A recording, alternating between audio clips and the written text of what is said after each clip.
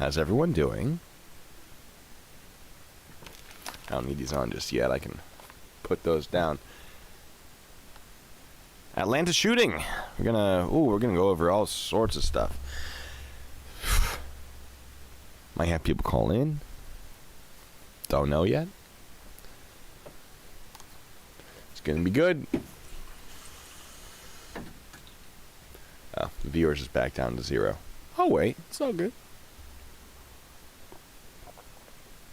Hey, there's one. How's it going? Hello. Welcome. I've run out of cups, so everyone.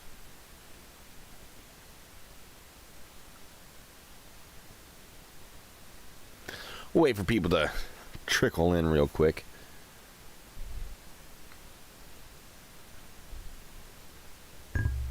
Excellent. Welcome. Good to see you all.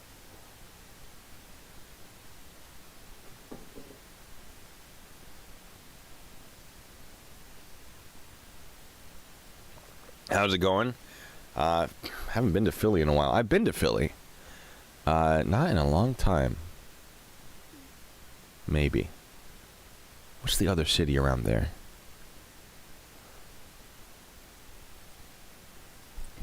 Couldn't tell you. I don't live in that area.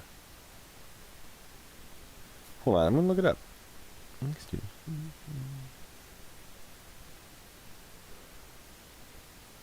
Oh, I have been to Philly recently. It's the how is that? Pennsylvania main cities.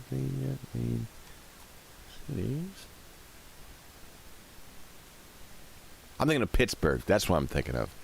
It's Pittsburgh I haven't been to in a while. Philadelphia I was at a couple years ago. I went and visited the Eastern State Penitentiary. Yeah.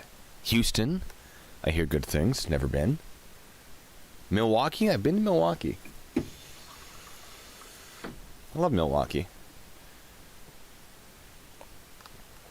The museum there. I had a textbook in high school. They had a picture from the Milwaukee Museum, which I ended up going and visiting, and cool stuff. Jersey Shore, never been to Jersey Shore. I've been to Jersey, but never Jersey Shore. But I mean, I wasn't like in Jersey. I traveled through Jersey to get to New York City. So, it is. You are correct, Robert. It is an Avon goblet. I'd forgotten that that's what it was. Not yet. No rights yet. All right, well, once we hit 5 minutes, I'll start doing all that. Canada, I hear good things. Except for the cold. Cold is fine. It's the wet I don't like. And so I'm in the exact worst place for that, which is Washington.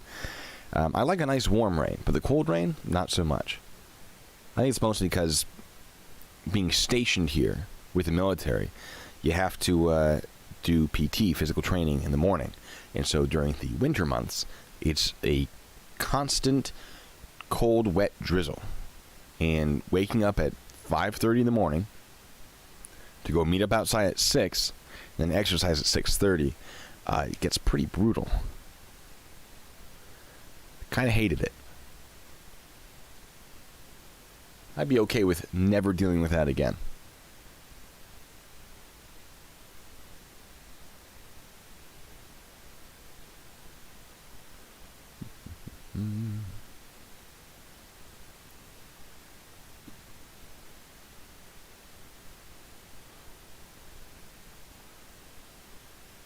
Streaming went weird, so I'm the original thing that I started isn't happening. Hold on, stream has been moved. Check out my channel to find it. Yeah. They're complaining that I'm not on time.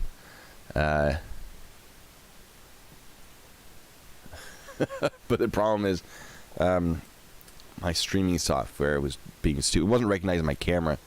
I just decided to change the software to one that does. You know, because that makes sense. Just give me a second to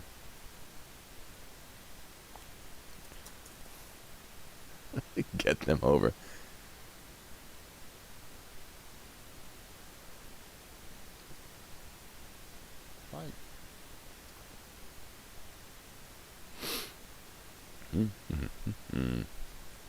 Cool.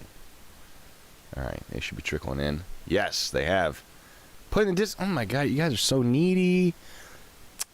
Put in Discord. I'm just kidding. It's fine. Oh, goodness. Alright.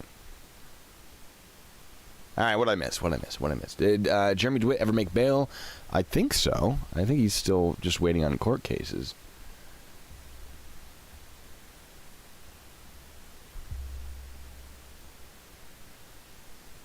You see. Miller Park and Art Museum, we in Milwaukee like buildings with movable parts. Have you seen the awful auditing, the USA video where he spouted off a racist rant on Officer Burke of Livermore Police, Washington? I don't know that I have. No? Maybe. That actually sounds familiar. I might have. I'll have to check that out. Yeah, it's... I don't know. Yeah, video of Antifa destroying a cop car in Houston. I would love to see that. My camera's slipping. Hold on, guys. I know.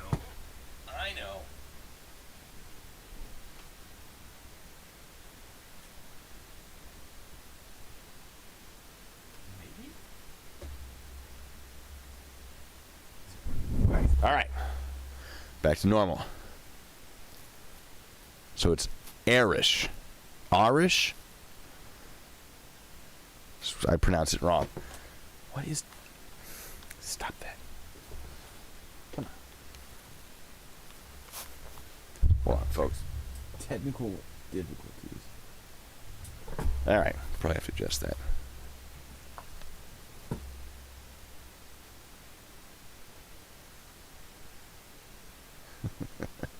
September court dates. Yes. All right. So, we've hit that 5-minute mark.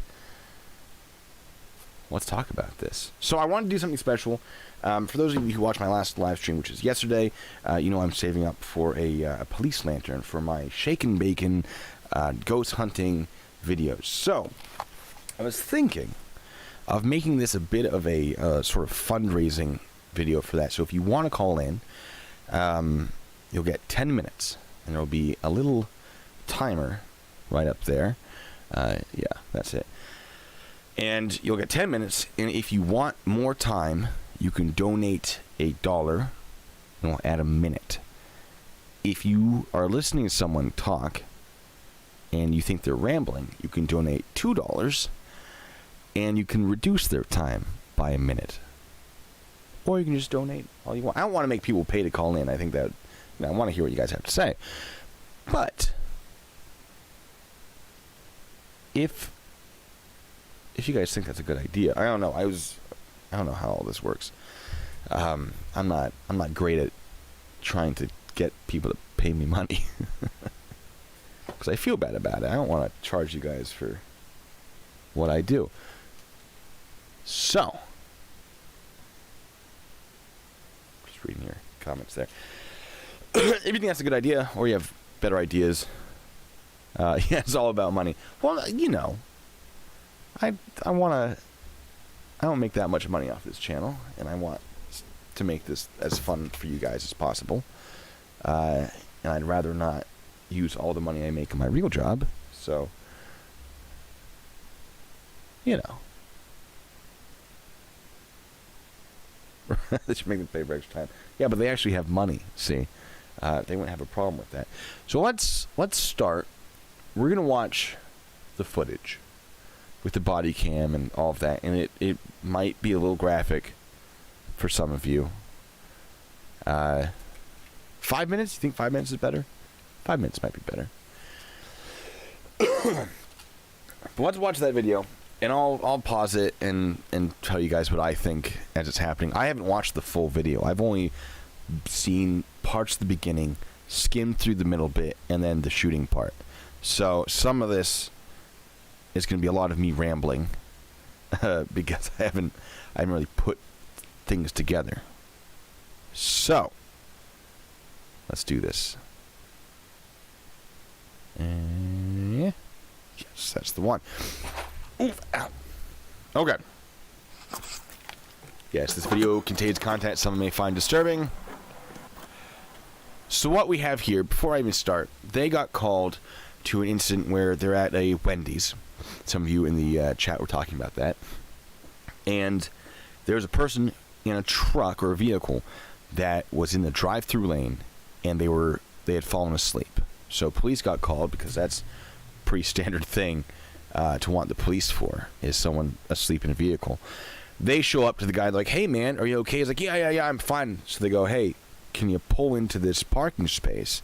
And they pull into him, and then they go, I think he might be drunk, and they test him on his sobriety. So, Kim, don't worry, we're going to be talking about taser being or not being a deadly weapon. How's it going? All right. So he was in the drive-thru. Yeah, he's In the drive-thru, passed out, car on. A few minutes to wake him up, kept knocking. Few minutes to wake them up. That's certainly an indicator of intoxication. 100%. Woke up super groggy. That's, pretty good smell of alcohol beverage coming out of the car. Smell of alcohol. Eyes are watery, glassy. Slurring his words, wasn't sure where he was. And, All right, doesn't know where he is, slurring his words, eyes are glassy, smell of alcohol. I mean, that right there could be enough to make a DUI arrest if he refused to conduct SFSTs. Now you'll see he did conduct SFSTs being standard field sobriety tests. My concern right now is that they had him parked. They suspected that he was drunk, and they had him continue to operate the vehicle. That's, if they hadn't shot him and they had just charged him with DUI and this whole thing hadn't gone down and that was presented in court, that would have worked against the police officers quite a bit, because it would have been like, well, if you thought he was drunk, why do you have him drive still? So, I mean, they still have him for operating a vehicle while intoxicated, despite the fact that he's not moving. So them saying park isn't going to negate the fact that he's operating a vehicle while intoxicated. However, it is going to look very bad for them in court. We're beyond that now. Just a fun little thing. If you want to be a police officer and you become one, keep that in mind. If you have someone you suspect of being intoxicated, either drugs or alcohol, do not have them move that vehicle unless your training suggests otherwise. Our training was very much, you hold them there, and if they're blocking traffic, that sucks. Get a tow truck as quickly as possible. tell him he had one drink, he said earlier. Standard size. Try to say, I think just one drink, but I can smell alcohol still. And he's trying to tell me, where are you coming from? Well, I'm coming from Jonesboro, I got food. I said, what are you doing here? I got more food. So he's really not too clear, like, exactly, I got here, got there. But I mean, certain words. So this was a 911 call, right? Yeah, the drive-thru called it. So somebody called because he was in the drive-thru. He just passed out in the car. Passed out in the drive-thru. Yep. Okay. That's and then you what I just had him pull over. Yeah, I had to move out of the way, and then when he pulled up, he actually hit over the curb onto the grass and like backed it off. Okay. All right, that's also indication of intoxication, is hitting a curb. It can be. I think in this circumstance, the totality of the circumstances, certainly you'd add that to the statement, the arrest statement. One of the police officers, that's a great question, Ed. One of the police officers could potentially move his car. I've seen it happen where you go, hey, I don't feel comfortable with you driving, but we can't have this blocked. So your options are we tow the truck or the vehicle, whatever he's driving. You tow the vehicle and it at your expense, or one of our officers maneuvers it into a parking space. And at that point, it'd be up to him. If he doesn't want that officer driving, he can say no, but then it has to be towed, and it's going to cost him a couple $100s, depending on where he is. So, Charlie, don't worry, we're getting to the parole violation. Anyway, so I'm reading your comments. What's his name? Do you have his ID? Yeah. All right, they already have his ID. That's great. And that's going to be potentially important. Hey, Mr. Brooks. Mr. Brooks. How you doing? Hey, I'm Officer Rolfe with the Atlanta Police Department. How you doing? I'm doing just fine. All right, so tell me, I wasn't here, so can you tell me what happened before we got here? Nothing happened. I just got here and was getting something to eat. Where were you coming from? Well, my friend dropped me off here. That's a pretty standard question. Hey, where are you going? Where are you coming from? What are you doing, right? By the way, you don't have to answer that question. However, if someone's acting confused, that's going to be a really good indicator for the police to be like, oh, this person shouldn't be behind the wheel of a multi-thousand-pound vehicle that can do some serious damage upon impact with a person or object, right? Either to the driver or whatever they're hitting. So it's not that, oh, I want to get people for DUI. I don't want people to be driving under the influence. It's incredibly dangerous. So that's a pretty standard question. Other questions you might hear are, hey, without looking at your clock, can you tell me what time it is? Because a sober person will probably have a general idea of what time it is, where a drunk person may have absolutely no idea at all. We don't do the alphabet backwards thing because that's something that the majority of people can't do anyway. They used to do a thing, this is before my time, but I've talked to older police officers about this. Used to be a thing from 97 to 0, count backward by 6. Or something like that. So, 97, 91, 85, so on and so forth. That's difficult to do, though. So a lot of courts, I think, are like, no.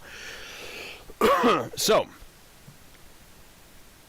I believe he was blocking the drive-through. Is the whole thing. Here to get something to eat and Your friend So dropped you off where? he's seeing if the story checks out. At Wendy's. Okay. So, over the home lodge. so where's your friend now? She's at the hotel. What hotel? Right here at the home lodge. Where's that? I'm not detecting any extreme slurring, I'm not sure. but I was always sort of more cautious about whether or not I believe someone was intoxicated. Some people are like, nope, that's slurring. I don't care. But I want to be sure. I know she's here at the home lodge. All right. So, how did she drop you off here? She drove here and dropped me off. In what car? And a black Volvo. Okay. Actually. So how did this car get here? I mean, it was here So before the I smell is came. definitely Like, this is my something that we car, can't it's a rental determine car, my through a video. But, whether I or not mean, there's a smell of like I told alcohol. her, I came here, I met her here Okay. from the beginning, and she picked me up. And There are a couple syllables that do You seem met her here at strange. the Wendy's, yes, and then you went out with her, yes. and then she she came But- dropped back you off. here. Okay. I mean, that could be alcohol. That could just be, I just woke up. Obviously, I just woke up is still a problem.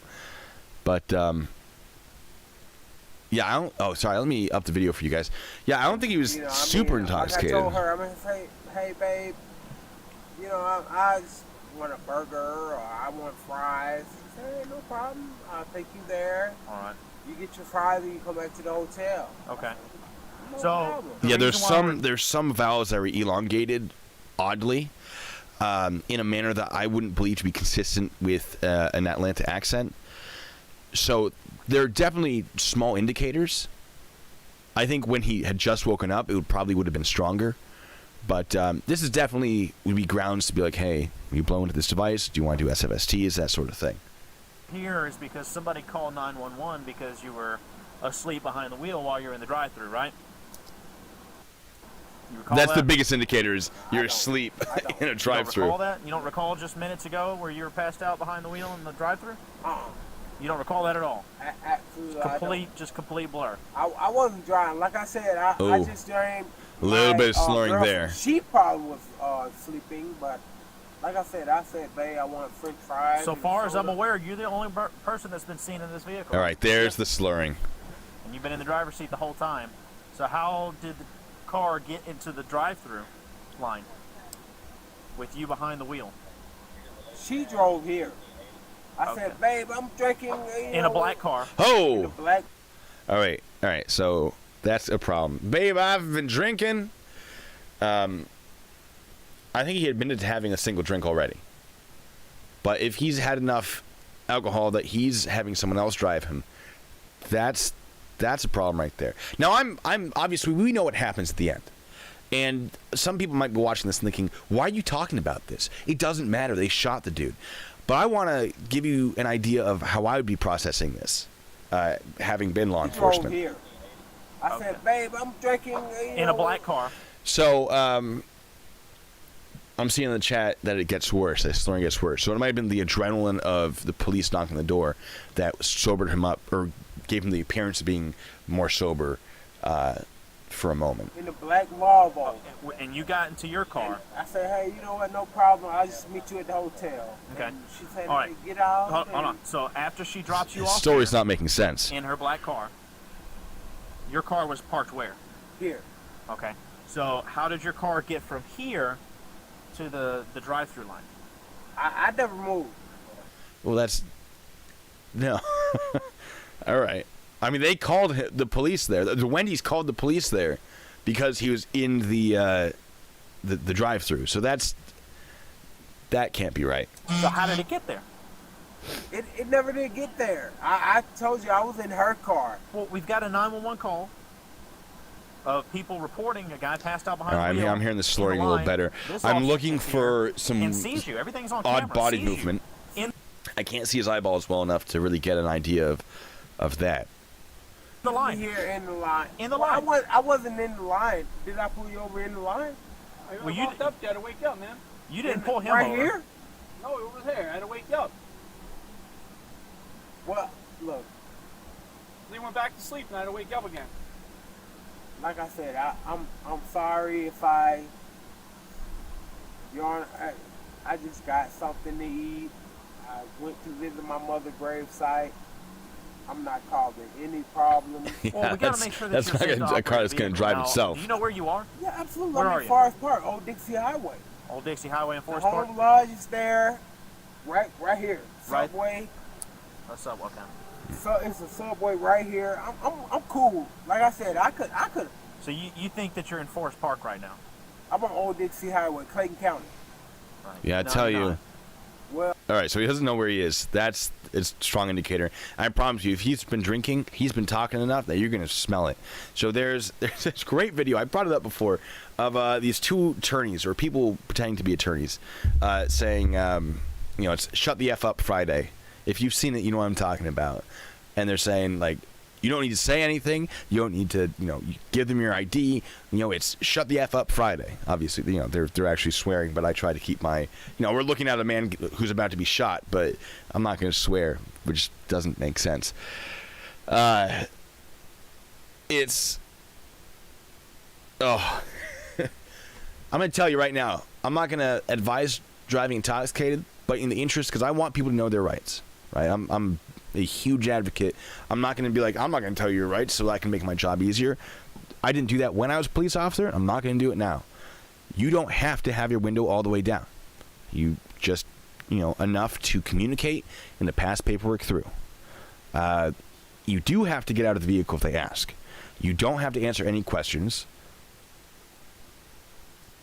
Just ID, your driver's license, registration, proof of insurance. That's usually it. Some places, maybe more, but that's generally it, right? So, what he's doing right now, obviously they think he's intoxicated based on other things, but if you've got alcohol in your breath, I wouldn't recommend having an entire conversation with police officers. Forest Park, Georgia. No. Oh, they had every right No. to put him in handcuffs, absolutely. I have to. I mean, like I said, I'm on Old Dixie Highway. Nope. I'm not on Old Dixie Highway. Nope. Quite a ways away from it. This is. Yeah, the DA is Bridge is here. is pushing real hard, but Nope, no bridge. Georgia Bureau of Investigations is No, like, okay, hold on a ODC second, Highway. let's You're actually not- investigate you're this on Dixie first. Highway. I'm not. You're on, not even in Clayton County. Where am I? You're in Atlanta. Yes. Old Dixie Highway. Old Dixie Highway is not River- in Atlanta. It's Forest Park, Georgia, right? Right. This isn't Forest Park. This is Atlanta. Hey, thank you. Hold on, because I got the name wrong. Arish, right? You're incredible. If you want to call in and talk about this, you can let me know. They did get his ID. That was one of the first things I had in this video. I mean, You guys are great. How much Hold have on. you had to drink today? I drunk early. Okay. How much have you had to drink? That's when I had, wait, drink. You're not being honest with me. How much did you have to I drink? had one. Pretending that Honest. it works, because it doesn't Course yet. Of the entire evening, from the time you started drinking until your very last drink, how many drinks did you consume? I had one drink. What kind of? All right, saying it's one drink, one margarita. Okay, how big was the margarita? It was just a small cup. A small What? cup. What? Have you taken any medication today? No, sir. What was that? Margarita. It was just a small Hold on, did he just blink with one What kind eye? of drink was it? A margarita. Okay, how big was the margarita? It was just a small He just blinked cup. with one eye. Small cup. Yes, All sir. Have you There's taken an any indicator. medication today? No, sir. Any drugs of any kind? No, Marijuana, cocaine, nothing like that? No, sir. Do you have any medical conditions, physical defects? Hold on, let me finish. Do you have any medical conditions, physical defects, or injuries that would affect your ability to walk, balance, sir. or operate a vehicle safely? All right, you hear what he's asking? He's about to do field sobriety tests. Standard questioning before you start them is, do you have any injuries or any issues that would make it difficult for you to do certain things? And then you go, cool, I want you to do these field sobriety tests, and that way they can't be like, but my leg is 6 inches shorter than the other leg. And then, obviously that's going to mess with your balance. It's the whole thing. So they're preparing to ask him to do field sobriety tests. Safely. I'm okay. Nothing whatsoever. No, sir. No issues I need to know about. No, sir. All right. Could you just take your hat off for me? Just leave it in your car for me. You just leave it in your car. Can you step out with me, please? Yes, sir. You don't want the hat Go on back here. Do when you you're have any doing weapons the on you, anything like that? when I you're don't checking the have eyes. anything on me. Is it okay if I pat you down? Just make sure. This is important. They've patted him down. So it's not unreasonable to say that they should have expected him to not be armed. Although there are counters to that. We'll get into that. But just remember this, they did pat him down. I have just money, gas, and that was it. Is it okay if I pat you down to make sure you don't have any weapons? Absolutely. All right. Can you just turn around, face away from me real quick? All right, it's a standard place you conceal a weapon, although there are other What is this? places. It's just a bunch of money in your pocket? That's just my wallet. What's all this? It's I would have just checked his ankles too. How much money do you have in your pocket? I mean, maybe a couple $100. Okay. Just like a bunch of ones and stuff. Here. Yeah, What? absolutely. Just walk over here with me, please. It wasn't a great Here's pat the down. Wendy's. Yes, this is Wendy's. Yes, I do remember it. You can There's a see the sign. right? You can see the All right. sign. I just came to get something Hey, to eat. you mind just putting your phone on the trunk of your car? I don't want you to have anything in your hand. All right. No, all right. So I know it's really easy to play, armchair quarterback on this one. Don't worry. A lot of you are saying things we're going to get to. All right, so no medical conditions, no No, injuries, no no, physical sir. defects. Anything. No, Are you comfortable sir. walking in these shoes? Absolutely. Yep, Well, the field they're sobriety brand test new. time. I just bought Can you walk in them without falling, stumbling, anything like that? them. Staggering? You walk in them okay? I just bought them. Can you walk in them okay? I mean, You don't have to show me. I'm just asking. Are you comfortable walking in the shoes? they are comfortable, but I'd just like to do some field sobriety tests, and if you'd prefer, you can keep them on. Called it. If you're more comfortable with it, you can take them off. I hadn't been, like I said, I hadn't been operating this vehicle. Yeah, you have. All right, so So she came here. I got in the car. She parked. I have no problem. Like I said, I was just trying to get me something to eat okay. and go back to my hotel. All right. Well, we have a police officer that actually personally witnessed you operating the vehicle, so we know you're operating the vehicle. All right. But are you comfortable walking in the shoes? Absolutely, sir. All right. Will you do some field sobriety tests for me? Ooh, Kim, good. Make You're sure beating me safe to operating it. the vehicle. What should I do, sir? Well, first, I just want to know you're comfortable walking in your shoes. You don't have to do all that. It's just yes or no. Hey. Can you walk in the shoes without Yes, falling? sir. Okay, Yes, sir. very good. All right. Just turn, face me. Put your feet together with your hands down by your side. All right. Can you see the tip of my finger? Yes, sir. All right. I want you All to right. focus on the tip of my finger and follow it with your eyes without moving your head. Do you understand? Yes, sir. All right. So that Don't- light, you have your finger, and then you have some people have a pen light, like a little light, or they'll have a flashlight that's angled so that it illuminates the finger. So that light that's being shown isn't going necessarily directly into his eyeballs, although it can be used to determine whether or not the pupils are reactive to light. That's a whole thing. Just so you know. So when you do this, you do want to take the hat off, which is why they had him take the hat off, because you don't want them to lose track of where your finger is when you're going up, because you go side to side and then up, and then sometimes that, and then there's a whole thing. There are different techniques to determine different substances. We're not going to go into all of that. But yeah, so they're checking for horizontal gaze nystagmus, if I remember correctly, to see how jerky the eyeballs are. And if you're drunk and you're following the finger with your eyes, once you get to the corner, your eyeball's going to start jerking. It's really weird to see. Follow with just your eyes. Do you understand? You understand? Yes, sir. Okay. Little jerky, not extreme. It's not a smooth pursuit, but it's not a super smooth pursuit. Like, it's not bad. But you can see there's a lack of smooth pursuit with his eyeballs sort of...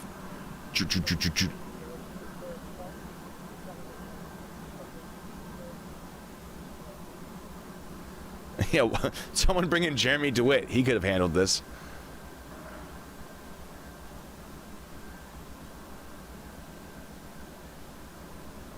All right.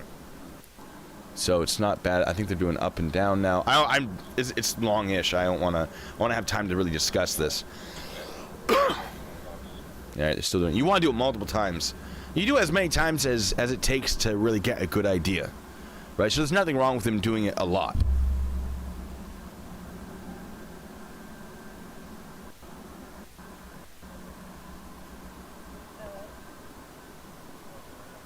I'm going to go down and up. Stay focused on the tip of my finger. Now, Follow down and just up, I your eyes believe, when I'm moving. is more drug-related, if I remember correctly.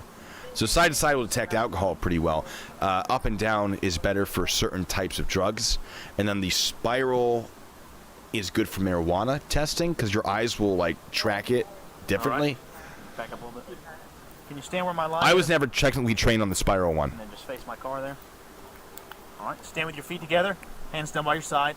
Don't start anything until I tell you to. Do you understand? I want you to imagine a straight line coming out from your left foot. Take your right foot, put it heel to toe in front of your left. Oh, all right. So it's not wrong, but things that would be called into question in court. Because DUI is actually, if you get a DUI, fight that. Because it's really hard for the police to actually get a full conviction. Because there are so many things regarding it. So this is the step and turn test. Where I believe is what they're about to do. You put your foot in front of the other, you touch your heel to your toe, you take a certain amount of steps, and then using a series of small movements, you turn in place, and then do it back. And he says, imagine a straight line. Look at these. You're in a parking lot. You've got straight lines. You could use that. That's absolutely something that would be brought up in court. Not super important. But, yeah, convergence. That's the word I'm looking for. Thank you. It's not super important. It's just basic stuff. If you have a line to use, and this might not work because it's a little bumpy, but if you got a line that isn't, like, bumpy and cracked, not a bad idea to use Just it. like this. All right, keep your hands by your side. Hold that position until I tell you to start. Don't begin until I tell you to. Do you understand? Sir. All right, you're going to take a series of 9 heel-to-toe steps, There it counting is, them out yep. loud. 1, 2, 3. I took 3 steps. You're going to go all the way to 9. When you get to 9, leave your lead foot planted. Take a series of small steps to turn yourself around. Take 9 more heel-to-toe steps. 1, It's almost 2, like I know what I'm talking about with 3, DUIs, all the huh? way until 9. All right. During the test, look down at your feet. Count your steps out loud so that I can hear them. Keep your hands by your side. And don't stop walking until you completed the test. You understand? Yeah, walk and turn. You know what I'm talking about. You know what I'm talking about. I don't remember what I called it. It's walk and turn. Absolutely. Do you have any questions about how to perform the test? No, sir. All right. Here, get back in that starting position. Put your right foot heel to toe in front of your left. Right foot heel to toe in front of your left. No, your right foot heel to toe in front of your left. There you How go. was Failure that to first? follow Well, instructions. it was kind of off. That's going to be a mark All right. against him. So from, These shoes are kind of long. all right, are you comfortable performing the test in those shoes? Yes, sir. And if you want, you have the option to take them off. You want to leave them on? Can I take them off? It's up to you. They're brand new.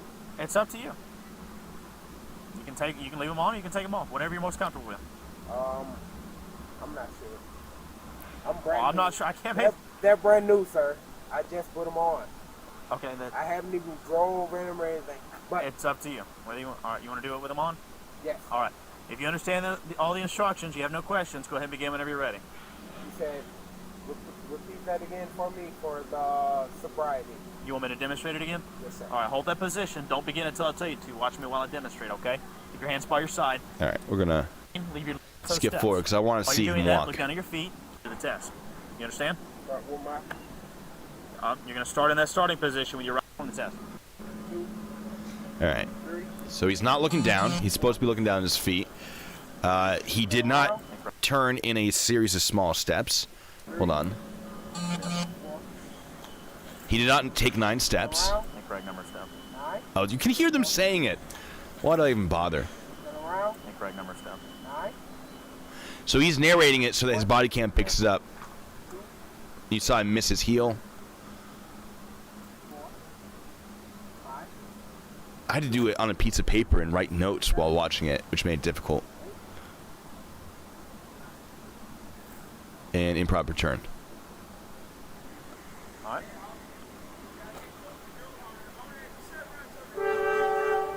Well, we're busy. They're going to have to call. All right. Can you stand right there? All right. Face my car again. You're going to pick whichever foot you're most comfortable All right, with. this is the Raise that foot balance approximately test. 6 inches above the ground, keeping both legs straight and your foot parallel to the Sometimes ground. you hear it called the elevated foot Count out test. loud, 1001, Rennie, you're going to have, 1002, I'm sure, the correct name for it. 1003, and so on until I tell you to stop. While you're doing that, keep your hands by your side, focus on your toe, and count out loud as I instructed. Do you understand? yes sir. All right, do you have any questions about how to perform the test? 2 feet up, count out loud, 1001, 1002, 1003, 1004, 1005 until you stop. Correct. All right, do you have any questions about anything I demonstrated or how to perform the test? No sir. All right, if you understand all the instructions clearly, go ahead and begin whenever you're ready. I'm going to stop right here. Mark asks if they've used officer's discretion and asks if someone could come pick him up. For DUI, probably not. That's something that I was never authorized to use officer's discretion on. My green screen. I was never authorized to use officer's discretion on DUI. I'm pretty sure that's pretty standard stuff. Same thing. So. Oh, you know what? Yeah, I will explain that the SFSTs are not pass or fail. It's so when I had that piece of paper and it was all the steps. I read it off and we have we'd write little notes. They're not pass or fail. It's how many things did they do incorrectly, and do you think that when you look at all of the things they did incorrectly, it is indicative of an intoxicated person? So it's. Comments. It's really comes down to what the officer can articulate and what they are seeing and believe the reasons for these failures are. So I could have someone stumbling around all day, but if it's because they have a broken heel, right? As in, like, they're wearing. First of all, if they're wearing high heels, I'm not going to let them wear high heels for this test. But if they just are like adamant that they're going to do it, and they have a broken heel on one of their high heels. Obviously, I'm not going to be like, they couldn't maintain balance because, reasonably, of course they can't. Excuse me, of course they can't. So, it's also, you do all of the tests. So, there are 3 main tests. There's the walk and turn, the elevated leg balance, whatever it's called. And then sometimes you'll have the nose touch, and then the eyes. So, usually it's 3, sometimes you have 4. If you use all 3 tests, the chance of you being correct if they are intoxicated is about 80%.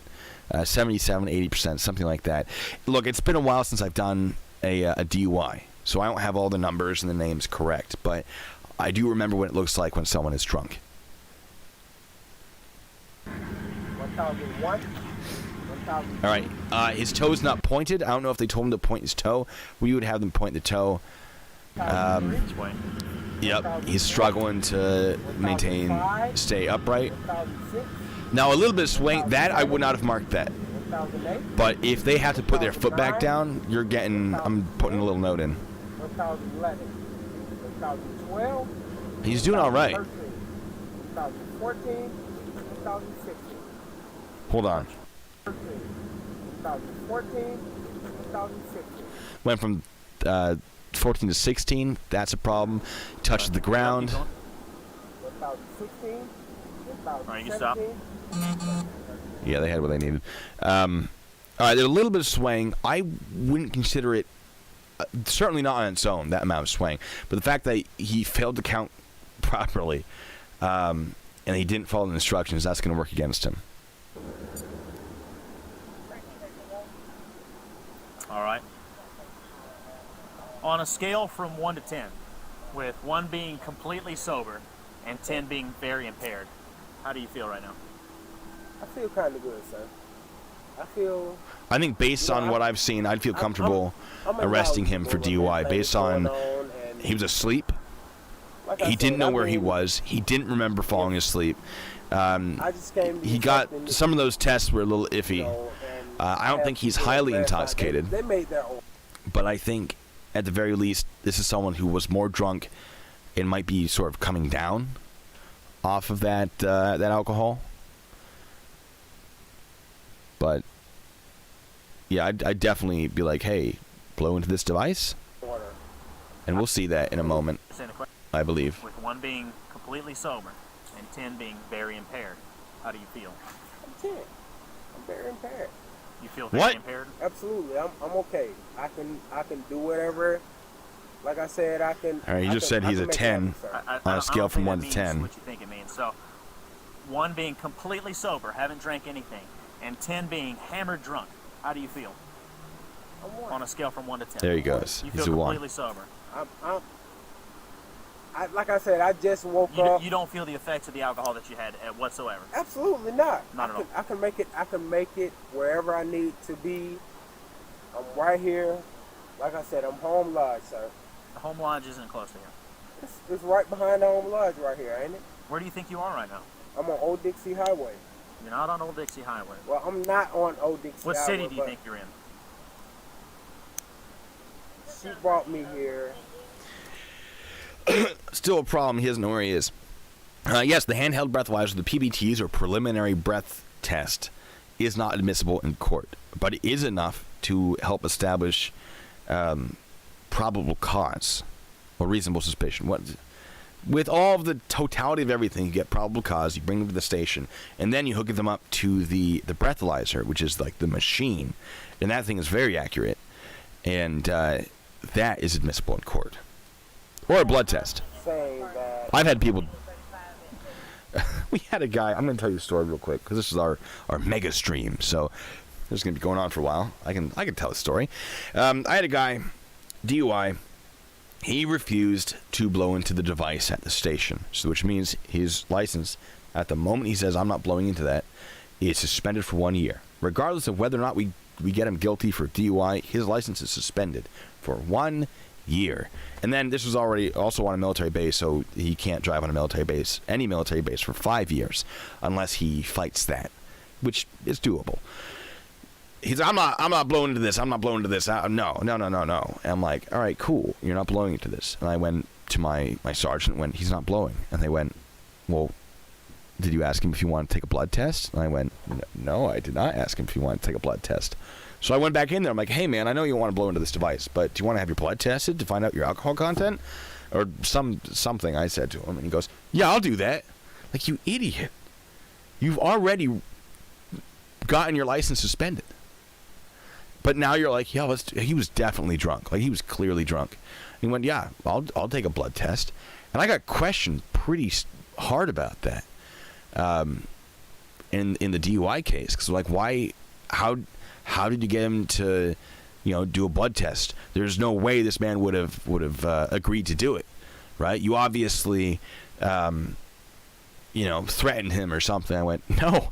I went back and said, you want to get your blood drawn so we can test that so you don't have to blow into the device? And he said, yes, that is literally it. And there was a lot of disbelief, but the guy did it. Wasn't his smartest move, I'll tell you that. We didn't even get... Well, that's one of the things is they were looking for the... Gary's saying that they get a court order for a blood draw. You can get a court order to forcibly draw someone's blood. Well, the hospital forcibly draws their blood. I don't do that. So in the case, they were like, where is... this is inadmissible because there's no court order for the blood draw. And I went, there was no court order. He agreed to it. It was purely voluntary. Don't know what to tell you. I was on Jonesboro. And I'm pretty So sure he what got a city are you DUI. in? I didn't. I don't remember what the sentencing was. Yes, sir. On what road? I don't. I don't generally stick around for the sentencing. I give my statement. I leave. I don't generally want to know what happens. Donald Boulevard. No. I mean, All right, so let's go back. How much have you had to drink? she was drinking. Like I said, she brought me here. I He don't already know who said he had she a is. drink. I don't care who she is. I said, how much have you been drinking? It's a couple.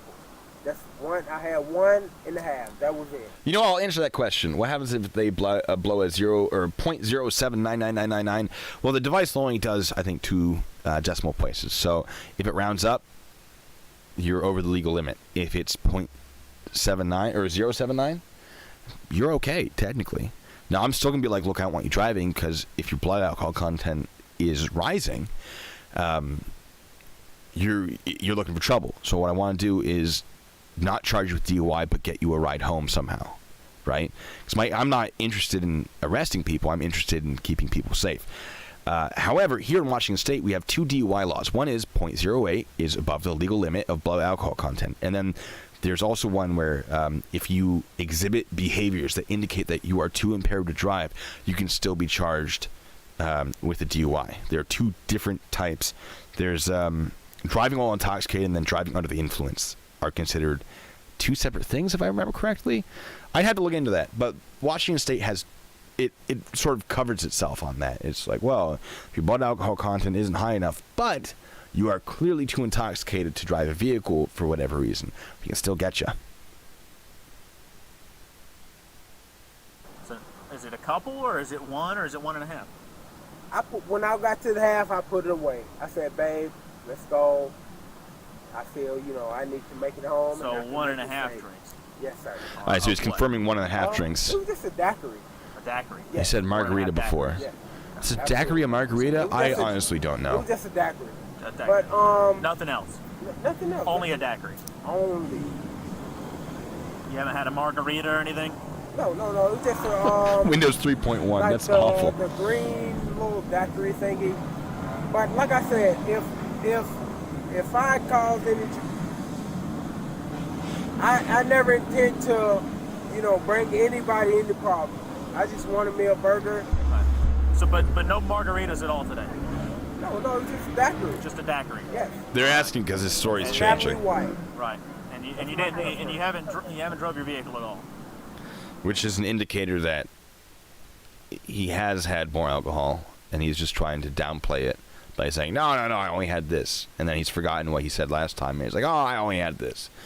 Now, perhaps he has margarita and daiquiri confused, but it's not looking good for him. You say you caught me in the... Right there. I woke you up and then I said, you need to move the car, and then you said, okay, and then you went back to sleep. And then I opened your door again. It's about to get real, folks. And you woke up, and then I asked you to move the car over there. That's the BP by the Marathon Jonesboro Road. This is University Avenue. Yes. Very good. This is University Avenue. Yep. He's figuring it I out. rolled up here. Okay. Natalie White, she's my girlfriend. Okay. She left off. I said, babe, I'm going to get Wendy's. Drunk people will add all the irrelevant information to a story for I don't know why. I've seen officers, I've had to pull officers away from a scene because they were talking to a drunk person, and the drunk person just kept looping back to the beginning of their story. Like, there I was at the barbecue. Let me back up. It started before then. So there I was. I had gotten some chicken, and I started a barbecue. Let me go back a little bit. I got the chicken. I'm at my barbecue. I thought this it was a sergeant, and he was, oh my god, he was red. He was turning red. I had to pull him away and be like, I got this, dude. Just because it's 5 minutes. This dude just looping back every 30 seconds at the beginning of the story, and we're trying to figure out. That one was we were trying to figure out who had a gun at a party. There was a report from someone in the parking lot saying that someone had walked out of a party in an apartment complex and pointed the gun up and was yelling or something, and then walked somewhere. And so we responded, and we're trying to question people who has the gun, who had the gun, and everyone's just there I was with my wings, right? I'm the one cooking because none of these hooligans know how to cook wings, and we're just, tell us about the gun. It was amazing. Anyway, yeah, Natalie White is like this. Oh well. Yeah, no, there are good reasons why she wouldn't be happy. I forgot that he gets shot at the end of this. And I'm gonna go back Right. to where. That's what I asked you was, have you drove that vehicle? I mean, probably from the point of the drive-through to here to park. Okay, so he admits to operating the And how vehicle, did it get into the which they didn't even need because they witnessed it. She pulled out. I pulled out from here where So this the officers do not need to ask these questions. They have everything they need. But red car was. I remember this red car pulling So out. I'm not it saying got I into the wouldn't ask these drive-through questions. because you drove it into the drive-through, correct? I mean, if you caught me in the drive-through, then I didn't drive here. okay, that's My question is, that's not a your problem. vehicle got into the drive-through because you drove I it backed there, right? out and drove. You know, said, baby, I need burgers. Said, okay, fine. I'm going home. All right, so he's admitted No that he was problem. driven to this parking lot. He got into his car. He would have had to turn it on. He's behind the driver. He's in the driver's seat. At that point, he's operating a motor vehicle, even if it doesn't move. He's now admitted that it did move. He backed it up and then went into the drive-through. Then we know he fell asleep, and now he's admitting that he drove it back into this parking space. So Yeah, no, I they're understand extremely what thorough, happened. Gary. You're absolutely right. Clearly, your vehicle was in a parking spot. Your girlfriend dropped you off. You got into your vehicle. You backed it out, and you. Now pulled you it- could. That is a good question. What about another medical or mental issue with this guy? The fact that they're smelling alcohol, he's admitting to having consumed certain drinks, is enough that they can consider this DUI. However, upon further investigation, and I'm sure his legal defense would absolutely jump on the fact that if he had any sort of disability or medical issue, the fact that he's fallen asleep behind the wheel of a car, they could smell alcohol on him, his SFSTs were a little, and he's admitted to drinking. That's enough to establish probable cause of DUI. Doesn't mean that he committed DUI, but they have enough to charge him for it and bring him to court for it. I always like to remind people that being charged with a crime doesn't mean that you have committed a crime. I'm just putting that out there. But counter argument to the defense of, well, he has a mental issue is, well, then he shouldn't be driving a car. At that point, it's reckless endangerment instead of DUI. So, I mean, you can go back and forth about this type of thing. into the drive-through, correct? Yes, sir. And Yes, then- sir, Mr. Ross. And then, what led to you falling asleep behind the wheel? Good question. I was on the phone calling her. She didn't answer. I said, babe, the last time I answered, I said, baby, I'm getting burgers and, you know, what's going on? She said, you supposed to get burgers. Just go ahead and get burgers, and the phone went dead. Okay. I said, well, you don't know your order, you know, whatever the case may be, just let me know. And the phone went dead. Like I said, I can call her now.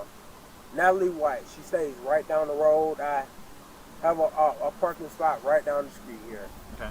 If I I'm going to skip forward a little bit. drive, Right. Without led to you falling asleep behind the wheel. Why did you fall asleep behind the wheel? I fell asleep because Oh, here we go. I can't blame nothing on her.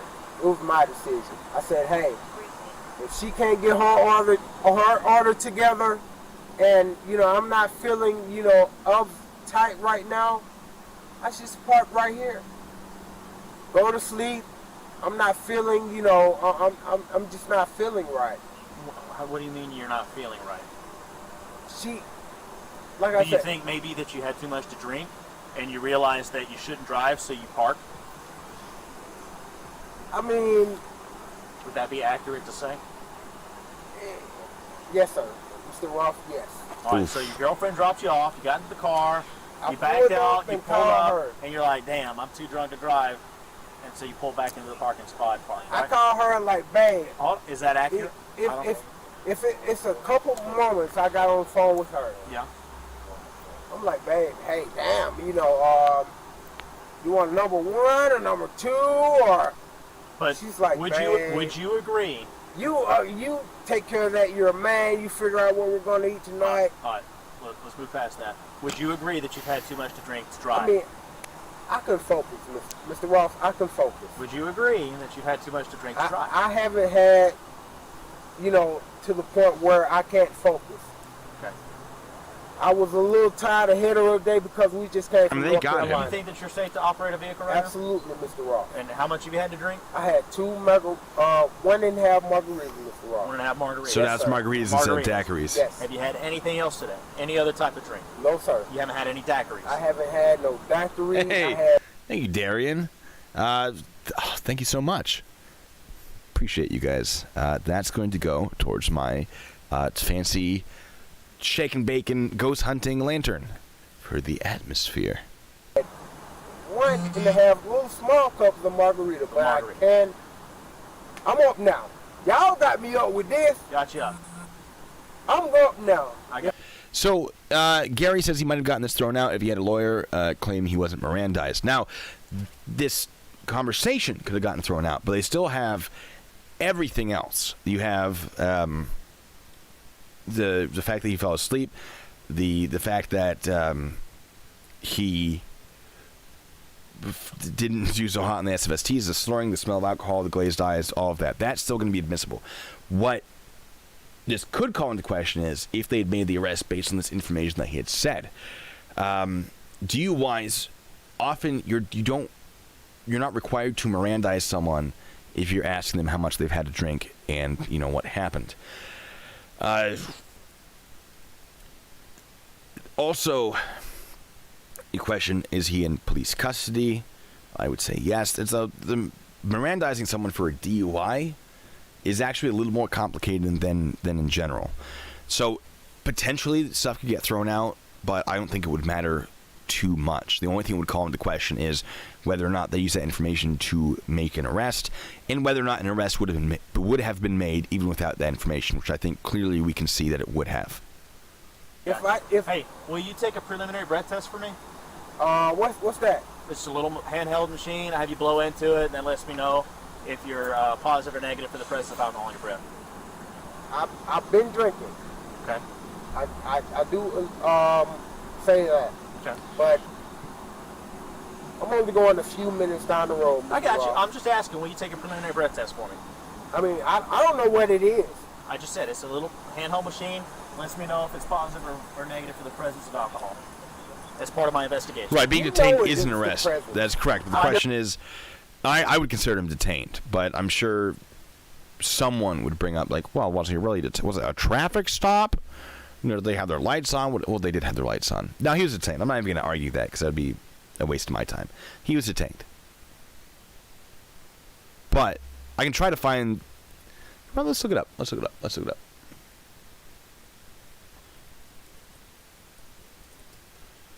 Why not?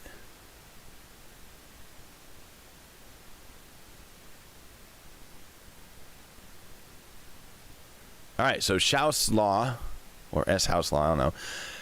Police are generally not required to read Miranda rights at a roadside DUI investigation unless the motorist has been placed under arrest, which he had not been, and the officer is interrogating the motorist, asking incriminating questions. So he's detained, he's not arrested, basically.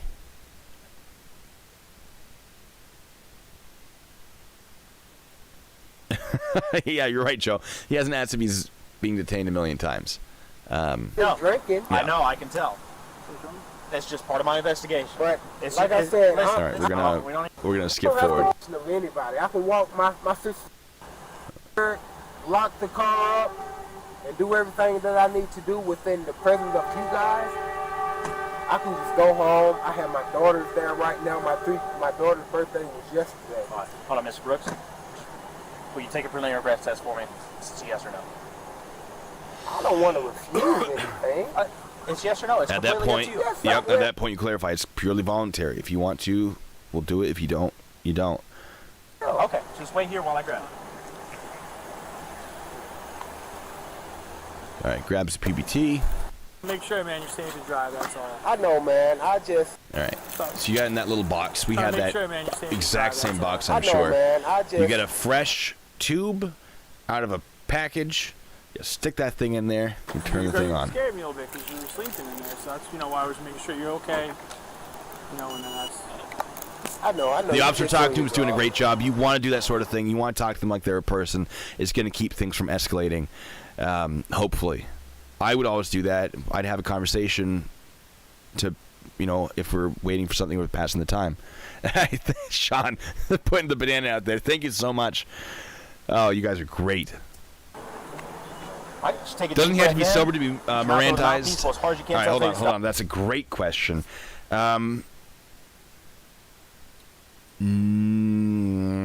Yes, because you have to advise them of their rights, and the claim can be made that because they were intoxicated, they didn't understand the rights, and therefore everything they said while intoxicated is no bueno. I've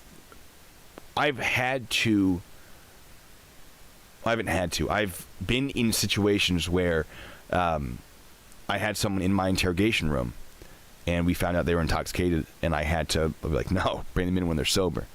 We're not doing this. One of my favorites was they were on meth. It was this young, I say young, like 22. She was going through a divorce with her husband. Her husband was a soldier, and they were divorcing because she kept using meth, and he was not okay with that. It's a shame. She was a very attractive young lady, and it was, you could see it starting to like have its effect on her. If you see people who have done meth a lot, it will ruin your body. And it was just at that point you could like, I can see it start happening. She had a real problem, and she's in the interrogation room at our substation, which isn't the main police station. It's like a separate station that's not as well manned. It doesn't have like a lobby where people can come in and get paperwork and whatever. And so she's being held there, and I went over there to deal with it. And the two officers, because they were actually police officers, they were Department of the Army, Civilian Police, DACPs. They were watching her on the camera. I'm like, hey guys, what's up? They're like, come check this girl out. And I go over to the camera, and I'm just gonna just in there doing this. And let me tell you, it was like some Blair Witch. Oh my God! Like, we were watching this, like, I'm not going in there. Are you going in there? I'm not going in there. Like, we have to make sure she's okay. We have to do bathroom checks and stuff. You think she needs water? Oh my God! Like, I want to go. So we're watching her just up against the wall, just and it's still like nightmare fuel. And I'm like, you know what? I want to go talk to her. And I open the door. I go, hey, bud, are you okay? Do you need anything? Bathroom, water? She goes, I need pencils. Sounds just like that. Meth will do that, apparently. I didn't know that at the time, but meth will like, when you're on meth, your voice does weird things. She's like, I need to create art. I'm like, ma'am, I'm not getting you a pencil. Because, you don't want that to happen. And I'm just like, you're good, though? You don't need water? She's like, no, I'm not going to get you water. I'm fine. I'm going to get you some water. It's going to be okay. You just knock on the door if you need to use the bathroom. Like, okay, can I get some paper and pencil? No, I can't get you paper and pencils. But water's coming. Okay, I shut the door. I'm like, we're not talking to her. We're not interviewing her. Nothing. And we got her back sober. I ended up advising her of the charges. It was driving under the influence. It was use, possession, and introduction of meth to a military installation, and then domestic assault. She had assaulted her boyfriend and then driven off while on meth because they had had an argument about it. Or her husband, I'm sorry. Her husband. And so I read all this to her. She goes, yep, that sounds about like what happened. I'd like a lawyer. I went, you've already confessed. I don't know if it counted as confession. I didn't follow up with that one. Other people took that and ran with the prosecution, but people, man. Anyway, there's more to that story than that. Blah, blah, blah, blah, blah. I'm gonna tell you. So I almost got in trouble with this one. So we're doing fingerprints, right? I'm fingerprinting her. I'm rolling her fingers on the ink because I think her machine was down, so I had to do it with ink. I prefer the ink, honestly. I'm sure if I was better trained on the machine, but our machine was always broken, so I just did the ink. And I'd have conversations with the people. I'd be talking to them like, hey, how's it going? No worries. We're just rolling your fingerprints. And usually when we got to the middle finger, this one right there, I'd say, F the police. Am I right? Just as a little just as a little joke, right? Because obviously they didn't want to be there, and they're not happy the police are doing that. It's just sort of like a, please don't turn on me. You know, I don't want other people to come rescue me. I'll never hear the end of it. So I F the police when we're doing the middle finger. And she, like, turns to me horrified. And I just went, oh, no. I saw my career flash before my eyes. Because I thought she was thinking that I was propositioning her for sex. Whereas I was just making a little joke about how, you know, obviously they're not happy to be here. Ha-ha. You know, like, shame on us. And she goes, oh. And I'm like, oh, no. And she goes, you can't say that. That's disrespectful to police officers. I'm like, ma'am, I am a police officer. What? Where do you think you are right now? At that point, I think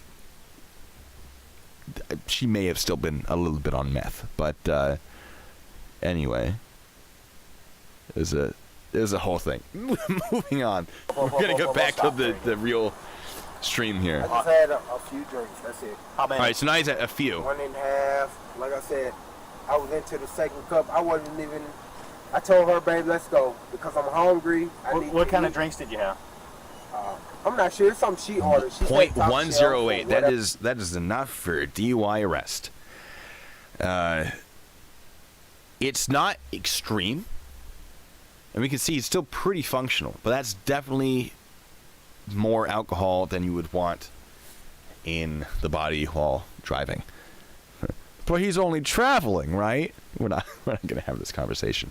I know I'm having fun and making jokes and telling stories. I don't want to cheapen the fact that this man is now dead. Don't think I'm trying to be disrespectful. I'm not unfamiliar with death, so I don't. It's not something that I necessarily take incredibly seriously. So don't think that I'm not. I don't care. Okay, just something that's, you know, whatever. How little bit to have you to be in meth? What does that even mean? Are you on meth right now, Rennie? How little bit do you have to be in meth? I'm sure you'll say something. Correct me. Damn road pirates harassing this peaceful traveler. Oh man. And PCP users do tend to enjoy stripping clothes off. I'm not sure. That and Molly. Clothes will just come right off if they're on Molly or ecstasy. A lot of my air conditioners. Get out that door. Can I hit it from here? No, we're just going to have to deal with that noise.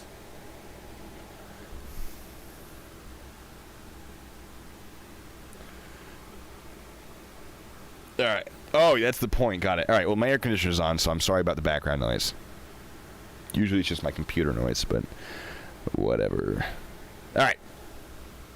Like I said, it was her birthday. And What's the color of your law? Intent to, you know, have a good time. And I said, babe, you know, I'm hungry. Let's go. Go ahead. All right. So tomorrow. I think he's writing down. What's he writing down? Is he writing? I said, babe, go ahead. He might be writing on his hand what the number was. It's called a Palm Pilot. This is where I put a lot of my notes. My Palm Pilot. The blow up bed tomorrow. Here's the money for, you know, to enjoy herself tomorrow. Just, you know, give me a burger or something. All right. You don't all remember right. what kind of drinks it were? No, sir. I mean, all right. Here we go. Here we go. This is where it's about to get real. So if you're squeamish, if you don't want to see someone get killed, this is the time to leave. Too much to drink to be driving. Put your hands behind your back for me. I'm gonna get out of the way of this a little bit. Okay, All right. So he's super chill, right? Super chill. I wouldn't expect this guy to start going crazy, although this is a great reason why you don't ever let your guard down. So there are officers that are always sort of like yelly and angry and intense. Because if you let your guard down, things like this can happen where they just start fighting. This guy, you wouldn't look at this guy and think he's about to start fighting, right? So there are officers that act as if you're always going to start fighting because there is always that chance. So a lot of people see, there's a lot of auditors that go, this man's too aggressive, he's a bad officer. It's like, no, he's probably been in this situation or something similar where a super calm guy just went absolutely bonkers all of a sudden, and now he treats everyone as if they could do the exact same thing. And there we go. So one body camera has fallen off. Hey, stop fighting! Stop fighting! Stop fighting! Stop fighting! You're gonna get tased! You're gonna get tased! Taser to the leg. The thigh is a really good place to drive stunt because there's a lot of muscle. Stop! Come on, man. Stop! You're gonna get tased! Mr. Right! Hands off the fucking taser! Hands off the taser! Stop fighting! Hands off the taser! I don't know if the prongs count. Apparently not. No. All right. Hold Hands on. off the taser! Stop fighting! Hands off the taser! So he's already struggling for that taser.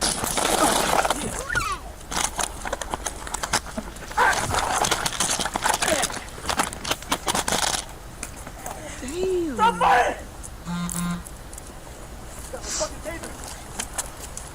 Hold on, I want to go back real quick. Right! Hands off the fucking taser! We have 4 videos. Well, I mean, this one doesn't really count, so we have more like 3 videos. Hands off the taser! Stop fighting! Hands off the taser! All right, so they're dragging on the ground. They're wrestling, dragging each other. The camera is being dragged. You see that right there? You see that right there? He's trying to get that. Stop fighting! Sometimes police officers yell because they're scared. In this case, it's more of a dominance thing. You try to sort of get them to submit by establishing that you're going to fight harder than they are. So if I go to a scene, there are maybe once or twice I've gone to a scene and immediately been at like a 10 where I'm yelling, I'm saying, stop where you are, you freeze, you come here. You know, one incident that I can think of off the top of my head, I got a call that from a neighbor, from an individual saying that their neighbor had threatened to shoot them with a gun. And I went to that neighbor's house and I was real aggressive. I said, you come out here now. You stay there. I want to see your hands at all times. Because I assumed, based on the report, that there was a gun somewhere and that one of them was willing to use it. It was a husband and wife. And I was like, get out now. I actually encountered them when the wife was taking out the trash. So that was really awkward because I walked up and then there they are like, oh, you're there. So, once we got everyone calm, like everyone sort of frozen, I said, did you threaten this person? Where's the gun? And they're like, gun? What gun? And we got it all figured out. I ended up calming down and we had a very lovely conversation. I said, I'm very sorry that I was that aggressive. I thought that you were about to kill somebody, based on a report. So there are times where you want to establish that dominance very quickly. And in this kind of situation, yeah, you're going to be yelling. Like, stop what you're doing, stop what you're doing, put down the taser, whatever. All right, he has wrestled the taser away. And he's yelled, he's got my taser with some expletives. That's important. Stop fighting! All right, he managed to... All right, so he is... It looks like 2 prongs. So these are the X2 tasers, I think. And I had the X26. The X2, the cool thing about them is you can fire those cartridges twice. I only had 1 shot, and then I'd have to change out the cartridge and all that. These ones, you can fire it, prongs shoot out, you can fire it again, second set of prongs shoot out. And so, for those of you who don't know much about tasers, it's a projectile device. 2 prong shootout. One goes straight, the other one will angle down, right? Because you want the most amount of spread. The best you can get is prong to the shoulder, and then a prong to the opposite calf. Is going to be like the best spread you can get, and it's going to lock someone up. Oh, is it Taser 7? I'm sorry, Taser 7. That's a double shot. Thank you. So you want the most spread because that will lock up the most muscles. If you get a small little spread, it's going to not lock up anything. And if you don't cross the hemisphere, which is your waist, if your taser's only going to the back, if the prong only goes to the back, your legs can still move. And if the prong's only going to the legs, your arms can still move. It's fun taser facts for you. So this, you could hear it fired twice, just boom, boom. I don't know if the taser that was grabbed by Brooks has been fired at all. And that is important. And we'll be going over all of that. So, he's got wires dangling off of him. This officer is still in pursuit, hoping that one of them is just in the clothing and will bounce against the skin, because that will cause him to lock up and cease running. So that's why he still has a taser out and is chasing him. He's hoping those prongs end up making connection with skin. Right at this point, Brooks turns around with the taser he has and fires it. Now, he fires it too high. Goes over his head. I think one of them, there are some theories that one of the prongs hit this officer in the arm. I don't know if that's true. I personally don't think it's true. But that's based on, I mean, I have nothing to support that. It's just that the fact that I haven't seen that spread a lot. I've seen it spread a little bit. And that the prongs seem to go boom and boom. So, if you get hit with a prong, you're still going to feel it. You're still going to feel the electricity, but it's not going to lock you up. All right, so X2 does have the 2 cartridges. Rennie, why are you ruining this for me? Why are you... I'm just kidding. It's a taser that I've never used, and it's very interesting because I didn't know that they made 2-shot tasers. But that's important right there. The taser goes off. Officer drops his taser, pulls his gun, fires 3 shots. 63.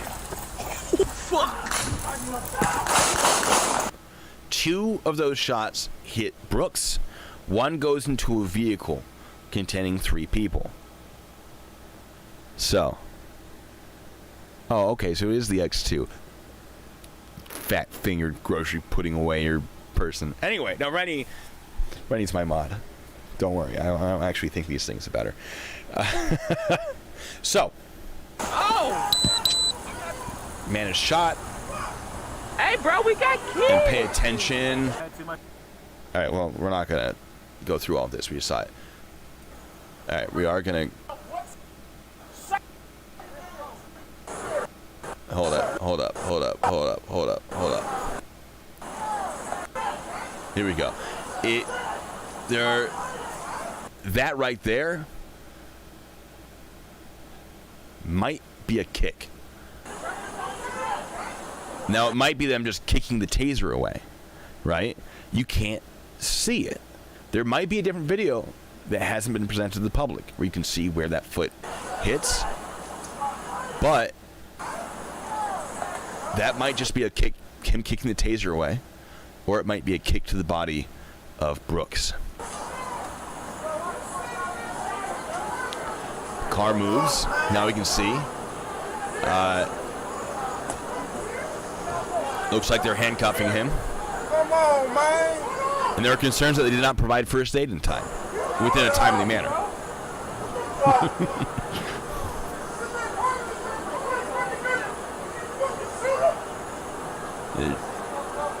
No first aid.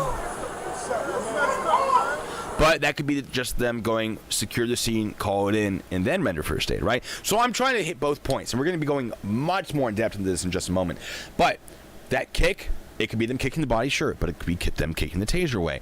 Them not rendering first aid, that could be them saying, here are all the people around us. We need to make sure that they don't come closer. Also, we need to radio this in, call for more backup and medical, right? Makes sense.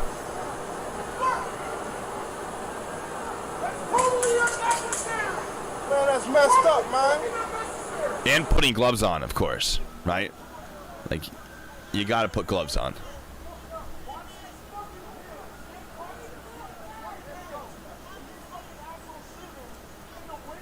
All right, let's see when they...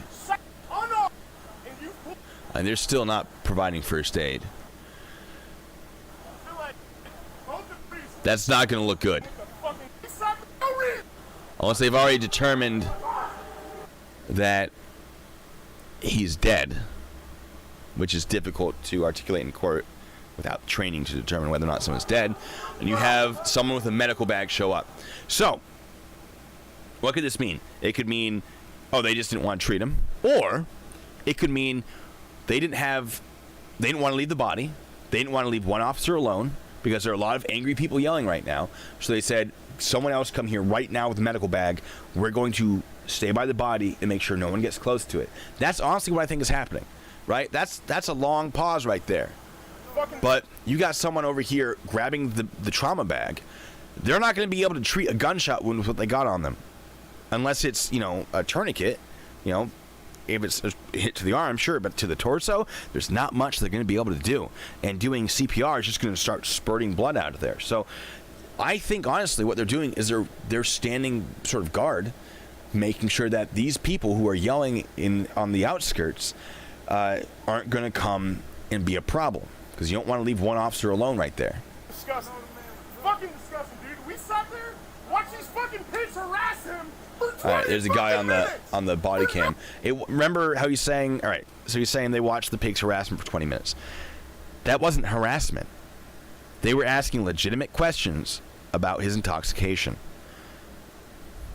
For those of you who have watched First Amendment auditors doing cop watches where they just make stuff up about what the police are doing and say, oh yeah, they're probably planting drugs right there. Keep this in mind. This guy has no idea what's happening. The one that's yelling right there, we do. We know that everything, all the DUI stuff was appropriate. This guy has no idea what's happening. These fucking pigs harass him for 20 fucking minutes. For no Sorry about the reason. language, for those of you who care. Fucking shoot him. Oh yeah, the police officer in shock. Now there's another viable thing, right? If you've never shot anyone, no officer wants to shoot. Okay, there may be a couple officers that want to shoot people. None that I've ever met. You don't want to shoot anyone. Simply, one, I don't want anyone to die on my watch, right? I don't want to be the reason someone is now dead. I'll do it if there's a real good reason. I do not want to do it, okay? And for those of you, or for those people who don't really care about that, they're still going to care about the paperwork and the investigation, right? So even if they're a cold-hearted monster, the amount of everything they have to go through afterwards, that's going to be pretty discouraging. So, you're going to have officers who are sort of like, oh God, what do we do now, right? I'm not saying that's what's happening, but that is a valid concern. Fuck. Fucking pigs, dude. Every fucking time. All right, so he comes in with the trauma bag. Or the AED. It could be one of, or both. They harassed him for 20 minutes behind his fucking car for no fucking reason. It was not for no reason. It was for DUI. Bro, they don't give a fuck. They don't give a fuck. Wow, dude. Sorry, Joe. I know. It's terrible. People in their language. All right. So, the first aid.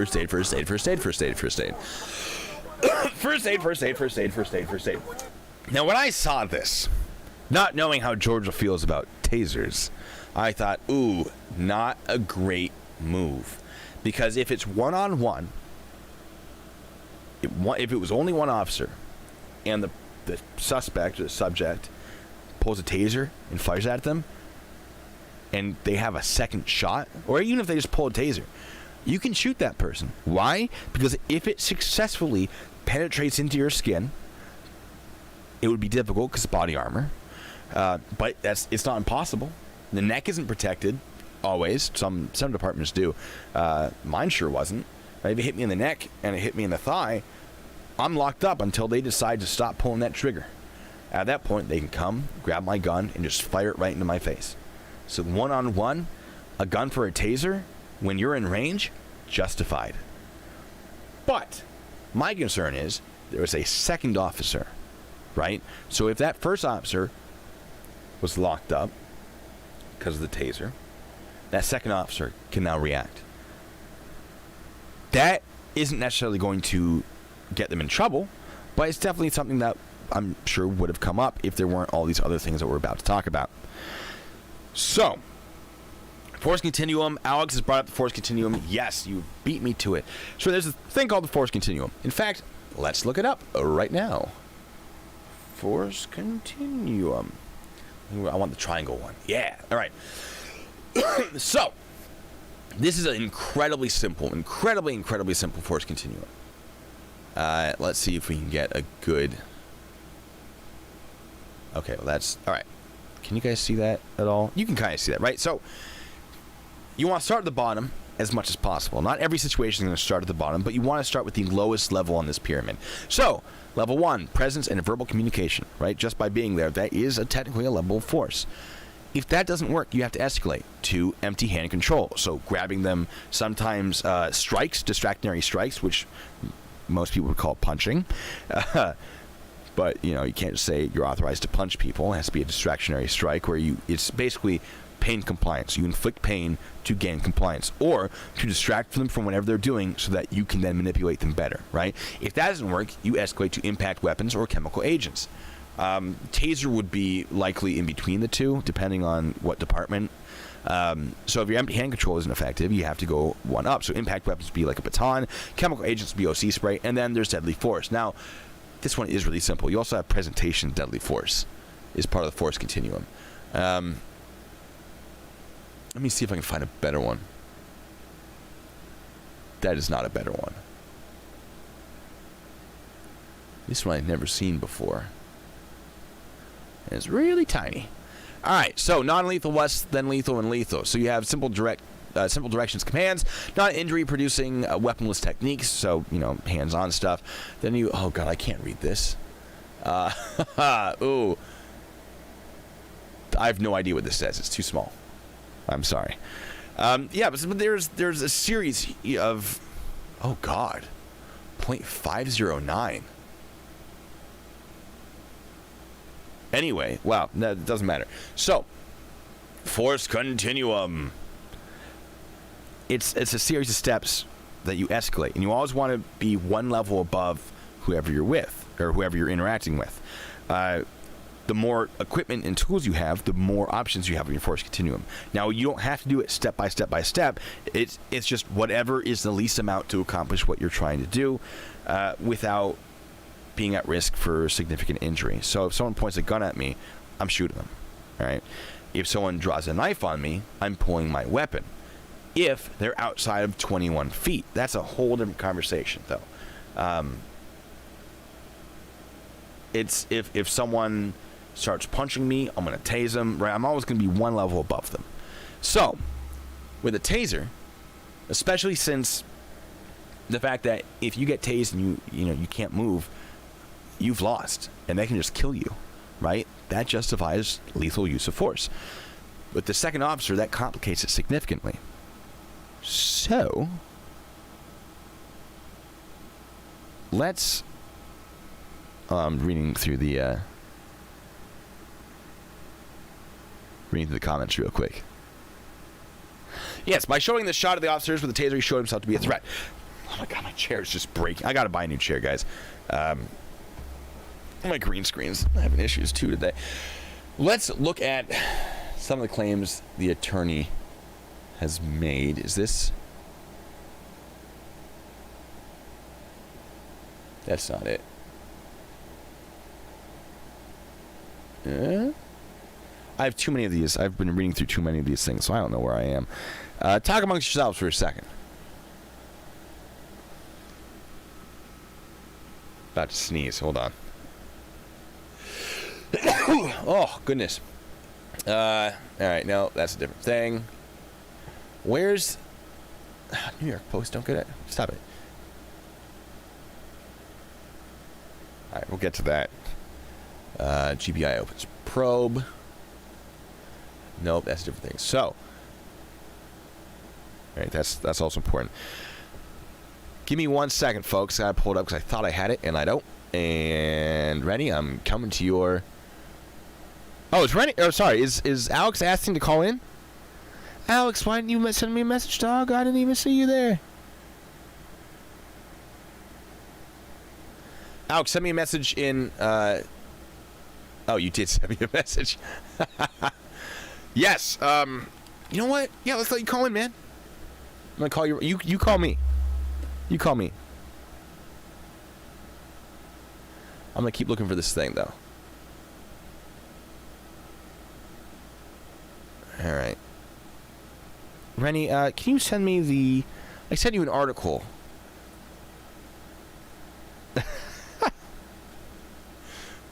I'll find it. It's in here somewhere.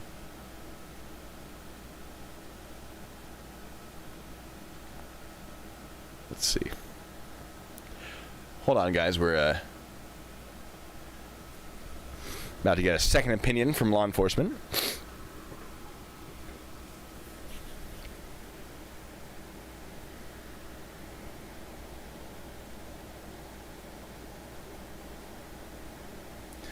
Which article? It's the one with that I sent you, I think it was, regarding, oh gosh, well, did I send it to you? Maybe I didn't. Oh, wait. No, here it is. Okay. I know. Hold on. I know. Hey, how's it going, Binary? Is it Binary Tools? I like it. Quick break, folks. We're just taking a quick break here.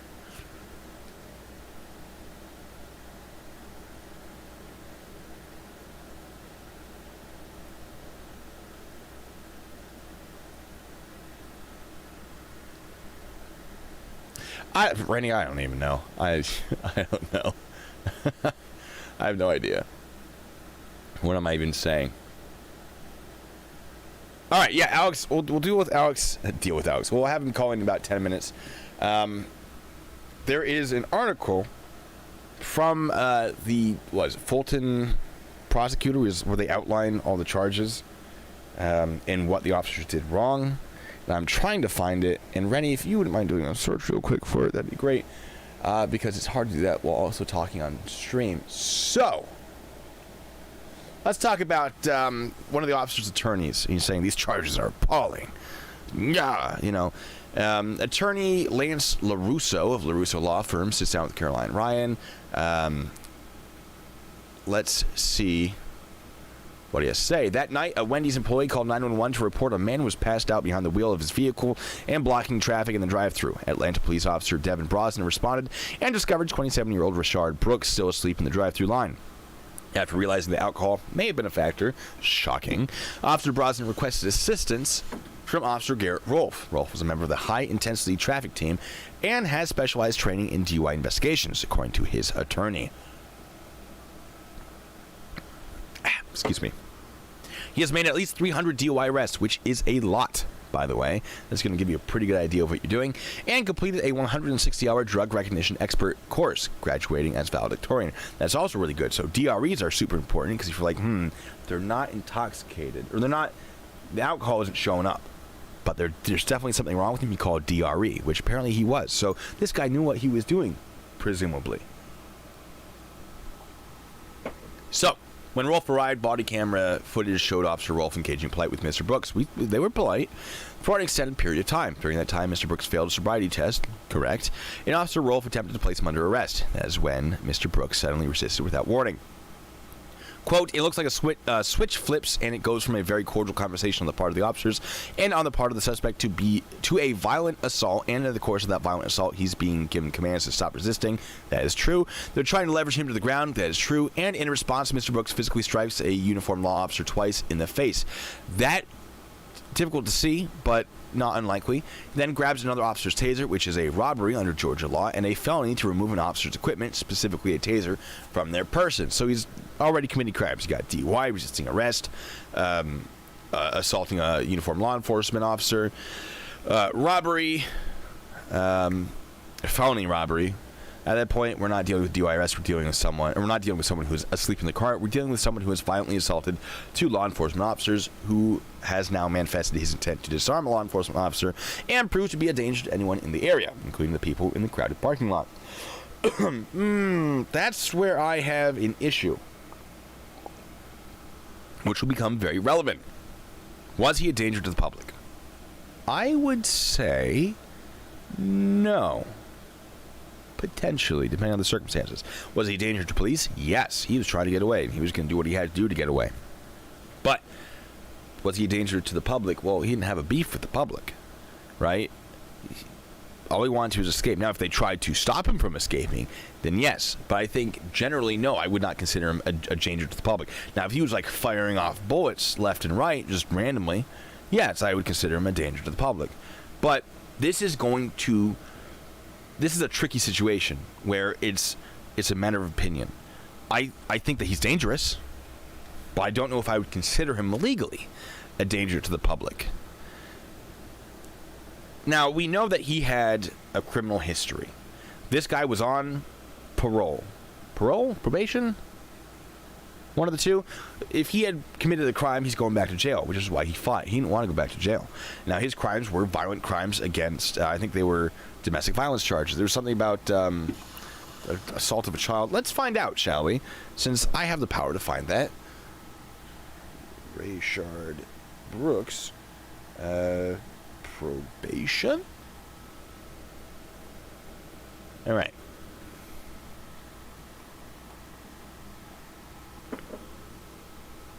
For a person on probation, as Brooks was, any contact with a police officer for any reason means an almost certain return to the horrors of a jail cell. That's not true. Any contact with a police officer, that's any contact due to criminal activity, yes. But if you just said hi to one in the street, you're not going back to jail. I don't know if this has. All right, Rayshard Brooks was on probation for 4 crimes, including cruelty to children, and faced going back to prison if charged with DUI. When was he charged? All right, so he's on probation since 2014. So you can argue, look, this guy is a dangerous man based on his previous crimes. So his previous crimes were 6 years ago. So the argument can be made, and I'm playing devil's advocate, all day here. The argument can be made that he's not a danger because that was 6 years ago, and he's a changed man, right? And he hasn't been in trouble since 2016. So it's been 4 years since he was even in trouble. So would he still be a dangerous person? Questions, right?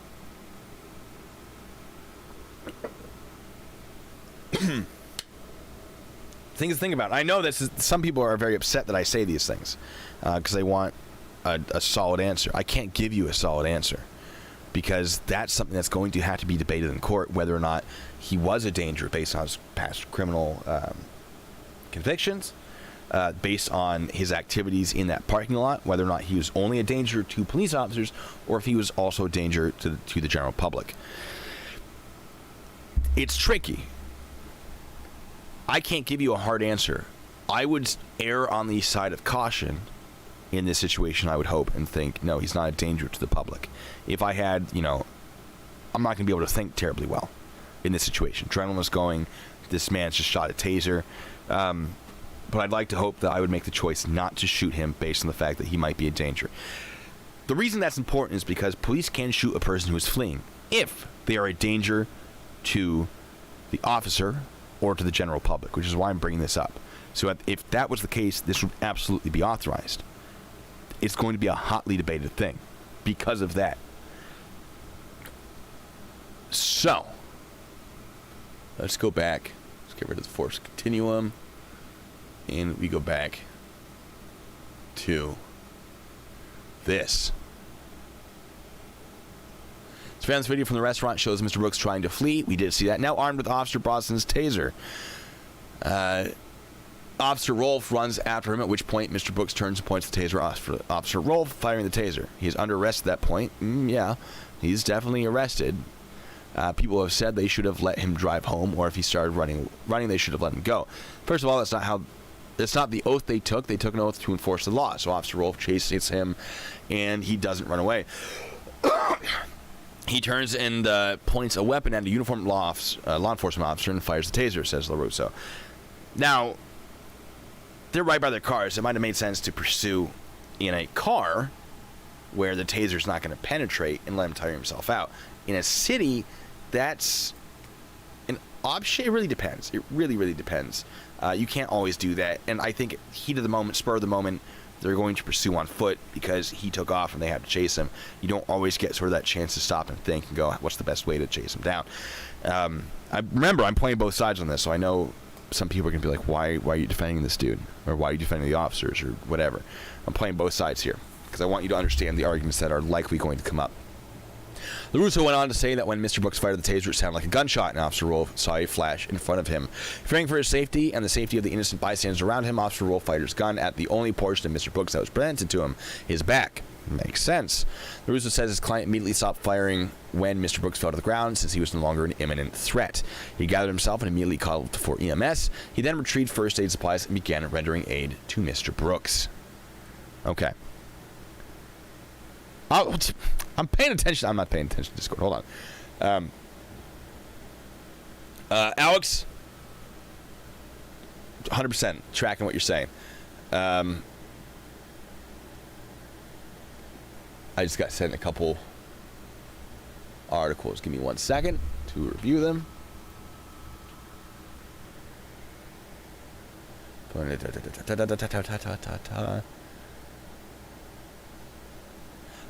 This is exactly what I'm looking for. Thank you.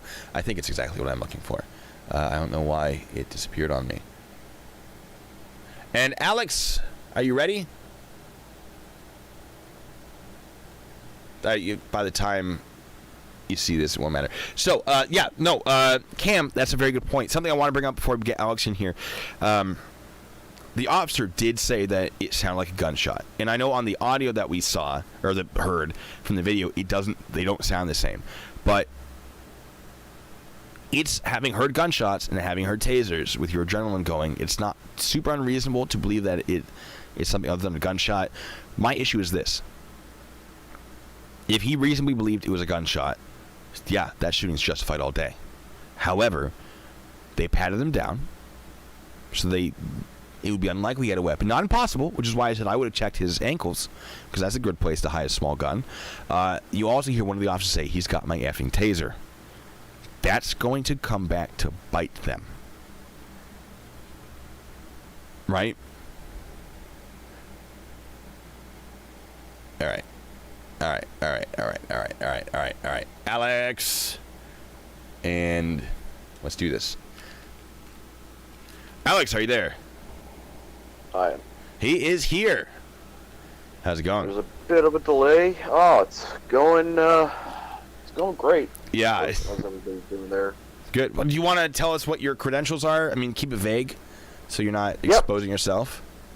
Absolutely. So, I've been a law enforcement officer in Canada for about 10 years now. Started off on patrol, did various tasks, studied extensively. I was going to be going into the, which is kind of like our ATF, Special Weapons Enforcement Team. But unfortunately I got hurt, so I've got a unique perspective on, the dangers of law enforcement, how it can affect people, how it can change people. So, seeing stuff going on here, it's quite sad, and obviously that things need to be changed. But Sure. Yeah. Sorry. Go ahead. No, it's fine. So I have a whole bunch of things to cover, and I feel like maybe I'll bring you in on them. Sure. What are your initial thoughts about this, though? Boy. Well, look. Without having to say it, stuff that happened in Minneapolis were absolutely horrendous. We have a person that's got a track record of, 17 complaints. Last I've read, I've kind of tried to stay a little neutral and be a little selective of where I get my information. I mean, our Discord is really, really good at getting some accurate stuff, and we all have a discussion about it, which is fantastic. And and I think that's right now what needs to happen. We need to have a open and honest conversation, be objective. Sure. Were things done improperly, actually illegal? Absolutely. It's guys like that make the job for people like you and I tremendously difficult. Oh, sure. Because now we have to try to make up for their downfalls, and the two other officers, I believe, that they had 3 days on. I can remember the third day on, and I'm sure you can too. Yep. I didn't know anything. I didn't know what I was doing. Exactly. Not a clue. I was zero idea. Sitting there. I was trying to figure out, are my boots shiny enough? Yeah. Am I greeting everybody? It's stuff like that. But to be in a situation where, of course, through education and training with excited delirium and positional asphyxia. I mean, look, we live in an age where MMA is so prevalent. Everybody knows if you put something on somebody's neck, or you put them in some sort of a chokehold, they're going to go to sleep. Yeah. Okay, fine, if you're a trained jiu-jitsu practitioner, but it's obvious. 8 minutes, that I was sickened. Oh, sure, I yeah. was sickened. And I made a video on that where I said, look, even if that Yeah. was acceptable, once he stops responding, you get off of him. Or you can't Yeah. keep putting pressure there. Yeah, I mean, I'm sitting there, I'm like, okay, so at what point is somebody going to say something? I mean, okay, you and I, we've got some experience, we've got time on. If there were officers that were maybe more senior, could that have been prevented? I don't know. You know, regardless, those actions were, they're despicable. Yeah. But now it's, it's difficult for the community and it's difficult for law enforcement. Mm-hmm. And I think with this particular incident in Atlanta, people are sort of taking what happened in Minneapolis and saying, well, here's another person dying. That's unacceptable. One of the things you see in court cases dealing with the police, and people are always mad, like, oh, how do these police get away with it, is that the court will often acknowledge that they have to make split-second decisions that often they can't go back from. Like, I talked about this in my video about the woman who got hit in the chest with the flashbang. You have to make a choice. Yeah. Yep. And if it's reasonable, it comes down to, is it reasonable? Which is what we're discussing here, because there's a lot of things that are going to come up as to whether or not it's reasonable for them to have shot this guy over a taser. Right. I mean, this is where you and I know that we differ. Right. And which is absolutely fine. I know what you're saying. You're playing devil's advocate. Oh, yes, very much so. Yeah, and you know what? That's perfectly fine. But so with the trainings, so I was privileged enough to be issued an X26, right? Which is your That's what I single had, yep. shot. Exactly. So it's your single shot. Then at the base of it, you can have another round. Here we didn't carry more than that. Gotcha. Yeah. So when the when the X2 came out, it was that big bulky thing. But hey, okay, there's 2 cartridges. You can fire 2 rounds, and you can use it in a drive stun setting. Yes. So, and it's got also what aids you is there's now, instead of 1 laser, there's 2 lasers, so it shows you the approximate spread. Yes, which is great. So we never had that. Exactly. We had to sort of be like, all right, we got to memorize the distance and having 2 lasers. Because I told you guys on the stream, one prong goes straight, and one goes down at an angle, so you get that maximum spread. But with the X26, you have to guess where that downward angle is. It's like a 15-25 degree drop. I don't remember the exact number, but with a second laser, that's incredible. Well, exactly. I mean, I remember when I had my initial X26 training, they said, don't twist your wrist, you don't cant it. Right. Because if you cant it, well, your spread is now, instead of going, horizontal or vertical, it's all over the place, right? Yeah. So now with the X2, I mean, when I watched the video, when he turned around and he essentially, he pointed it at the officer.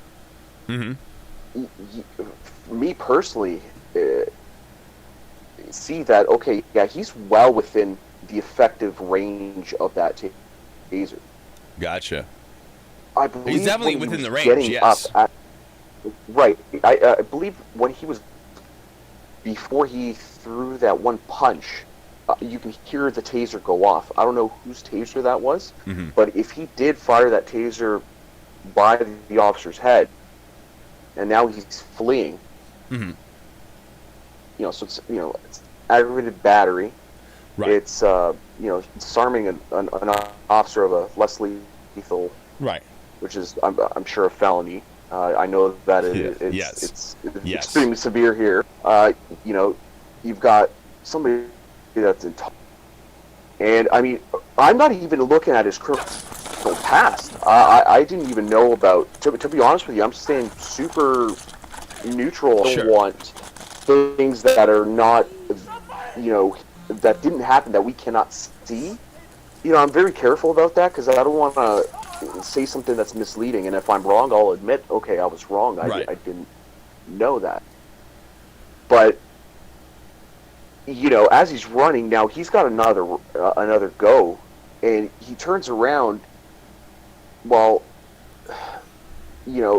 I know from experience. I've been zapped 4 times in training, and there were just drive stuns for the first 3, but the 4th one, oh boy, that ride was one heck of a ride. It'll mess you up, and you can hold it down. Exactly. Well, they got me for 10 seconds. They used me as an example. Then look, this would count down from 5 seconds, but if you hold that trigger, it will go until you release it. And they got me for 10 seconds, and it was a very long 10 seconds.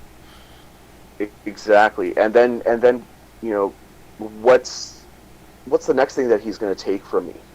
Could it be my firearm? Yeah. Is he going to use my? There's that's what I was a whole lot. Sorry, go ahead. Oh, that was what I was saying with if it's one-on-one and someone's using a taser on you, I would justify that shooting every day. Right. But the issue is there's a second person to intervene before he gets to a firearm from the other officer. Now, it's not the greatest because, what if he's faster? What if he gets to the officer and gets the gun faster than the other officer can get his gun out of the holster? And the willingness to attack police officers makes it a question of, is it justifiable self-defense? But questions that are asked is, how many times does the taser go off? If it was one time, then that taser still has another shot. If it's 2 times, that man is no longer a threat. But to counter that, and this is why I'm playing devil's advocate, because there's so many arguments and counter arguments. If he's already used 2, he's no longer a threat. Is the shooting justified? It's a surprisingly complicated thing. People look at this go, the man shot a taser, the police are justified, or police shot a man who only had a taser, the police are wrong. It's actually really, really complicated. Yeah, I mean, I agree, but then here's my thoughts, and it's based on the different types of training that we're privileged to have here. I know that down in the United States, every state has a different law that governs what you guys can and can't train. Yes. I know that funding is an issue, and I know that it's not uniformed in a way that we do here in Canada. So in my province, we all go to one central academy for the 16 weeks. 16 weeks pre is 1, and then post is 8. Right. So then you have a full year of probationary period, so on and so forth. And that's pretty standard throughout Canada. Yeah. Now, you get specialized training for your own service, absolutely. And then you get your yearly requal, which you've experienced as well. Of course. So, but I think for the job that we do, we need way more training. Way more training. I mean, there was that podcast that I sent you, and he said it best is, if the military trains for 16 months for a 6-month deployment, well, why isn't law enforcement doing more than once a year? Well, I would argue that that's not an accurate description of how the military trains before deployment. Now, you generally do go to a place to do training, but 16 months is a little high. Well, I think he was referring to the SEAL teams. Oh yeah, SEAL teams, sure.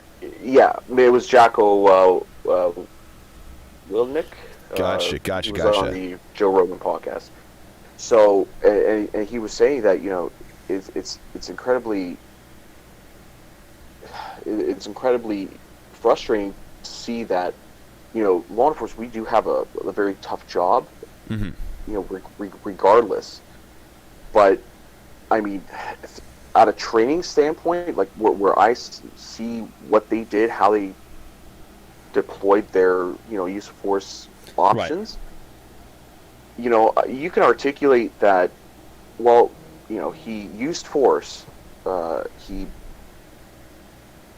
stole this taser with force, he's used it, and, Yes. you know, the one thing that nobody's really touched on is, what about the dangers of the public? The parking lot had a lot of people in it. Right. So, you know, I do understand, I hear the argument where, oh, well, they could have just stopped and then ran after him or drove after him. Right. Well, but what is he happens if willing now, to do?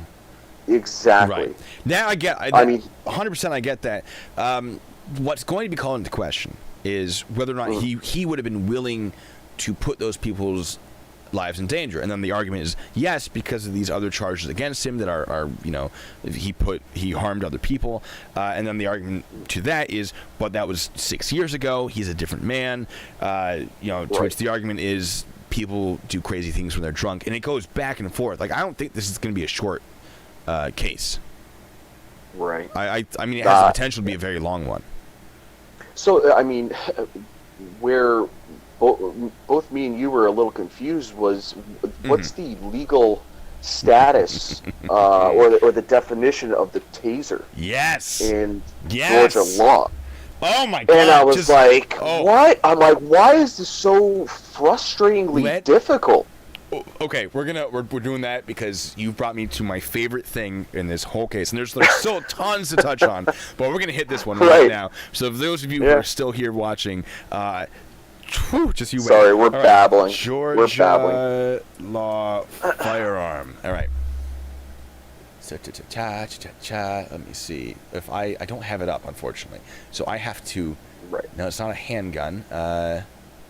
Georgia. It's a weapon. It's classified as a dangerous weapon. So, so here, just to put a little bit of maybe similarities, here we have, it's called weapons dangerous. So you basically have a weapon for, well, you know, you're not going to bake hot dogs with your taser, right? I would hope not. Taser, weapon, well, you would think, right? Here we go. It's a less lethal option to people that want to defense. Now, just so the audience knows, I'm actually planning to go down to Texas. Nice. And you know, do a little lateral jump. I love the weather, and I've got family down there, so I'm planning to be doing that. So that I've been versing myself in, you know, a lot of these issues, and you know, it goes back to that whole discussion thing. But yeah, this taser, it was so here, you know, you can articulate that taser is a dangerous weapon. Well, right? It's especially if somebody doesn't know how to use it. Yes. Yeah. Oh, so okay. Right. You bring up another point I meant to touch on. So, Georgia Code, Title 16, Section 11, Chapter 106. So it's 16-11-106 if you're looking for it. For the purpose of this code, the term firearm shall include stun guns and tasers. Stun gun or taser is any device that is powered by electrical charging units such as batteries and emits an electrical charge in excess of 20,000 volts or is otherwise capable of incapacitating a person by an electrical charge. So I want to make it clear. Can you give me that link? So I'm sending it to you now. So, I want to make it clear because some people have gotten them confused, and there's some articles that have gotten confused. Taser, being a firearm, is not the same as a handgun. Some people are thinking that because it's a firearm, it's a handgun, and it applies for Title 16 crimes and offenses, not necessarily other things. It's still limited. It's just that it's a firearm. It technically shoots projectiles. We consider it the same, although a stun gun doesn't. It's a whole thing. So, that is important. Now, there's a thing I Still want haven't to got touch on. Hold on, I'm sending it to you right now. Oh, sorry. No, you're good. Oh, So, there we go. there's an incident with the Fulton County attorney, whose name is Paul Howard. And Paul Howard, a couple weeks ago, there was a case where police officers used tasers Yes. to arrest people. Hold on. I think they were from what I remember, I think they improperly used the taser in a assaultive manner. Well, before that even happened, there was another case where an arrest warrant was put out for an individual for aggravated assault. Now, let me cover the use of force. So under Georgia law, which is universal. Yeah, this is according to LaRusso, which I confirmed to be fairly accurate. Under Georgia law, LaRusso says, and LaRusso being the attorney for Rolfe, I believe, an officer may use deadly force to arrest a suspected felon when he reasonably believes that the suspect poses an immediate threat of physical violence to the officer or others. Now, the guy was a felon, but he was running away. So does he pose an immediate threat of physical violence to the officer? Especially if he didn't have a second shot with that taser, is it an immediate threat of physical violence? If he only had... Well... Go ahead. So, look, I mean, here's the thing. The officers, they didn't rush this. This encounter was... They took their time. You know, I can see where, people could say, in a split second it happened. Well, just like you said before, when the person was videoing he didn't even see what happened before. Right. So I'm pretty sure that, they were aware of his past. Well, then after you're resisting arrest with violence, it confirms that he's still, a danger. And then he's continuing to escalate his level of violence, and then you have the use of force continuum. You're going up in threat level, so grievous bodily harm or death. Right. So after he's fired the taser, well, now he's showing you that he's willing to use whatever he has to either hurt you to get away or just hurt you. You don't know. Well, I can personally say that just seeing that, if the officers had stopped and he had ran in desperation to get away, what happens if he commandeered a vehicle? Now, True. Again, he's intoxicated. He blew .108. That's, I mean, you did the. Have you done the intoxilizer course? Yes. I'm pretty sure you did. Yes. Right. So, it takes a lot to blow that high. It takes a lot of alcohol. Now, Yes. if he's running and he's now has a weapon, he's desperate, commandeers his vehicle. Now that's a 3,000-pound plus weapon. True. Yeah. So he poses an immense risk to the public. That's a very good point. If they didn't use. Now, people are like, oh, they killed him. No, they were stopping the threat. When at no point have I ever, in training, ever saw the use of force continuum as, I'm killing somebody. Yes, that's the reality, but Right. what is trained is that you're using that amount of force to stop a threat from escalating and to prevent further harm to yourself or those around you. Right. Yeah, sorry. No, you're good. Just cut me off whenever. No, so let me talk about what this prosecutor has said about tasers in the past.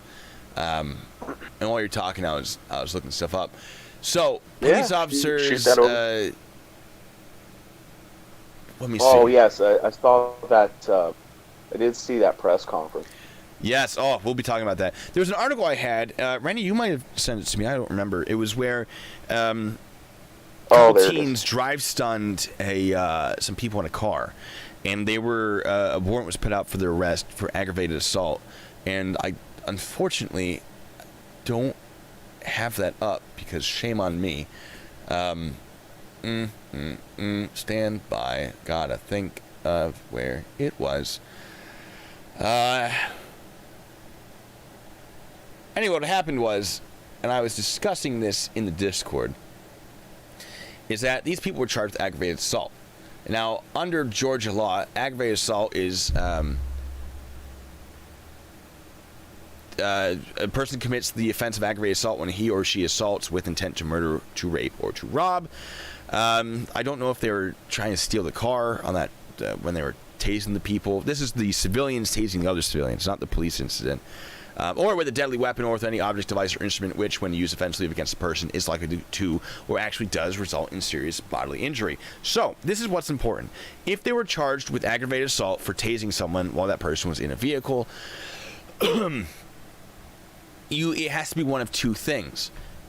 Well, three things. If they were robbing the people in the vehicle, I'm not entirely sure what the deal was, but it would have to be that the object, device, or instrument is a deadly weapon, or that it is likely to or actually does result in serious bodily injury. So that raises the question, is a taser a deadly weapon under Georgia law, or is it a dangerous weapon if you're not trained to use it? Because we know police consider it a less lethal weapon. It has the potential of causing injury and death, but it is not designed to do that. So I would say it's not an offensive weapon that is likely to or actually does result in serious bodily injury, but when used by the police who have the training to utilize it in the safest possible manner. I don't think that the taser itself is a deadly weapon. Now, the prosecutor has said that it is considered a deadly weapon per Georgia law, and I have that right here.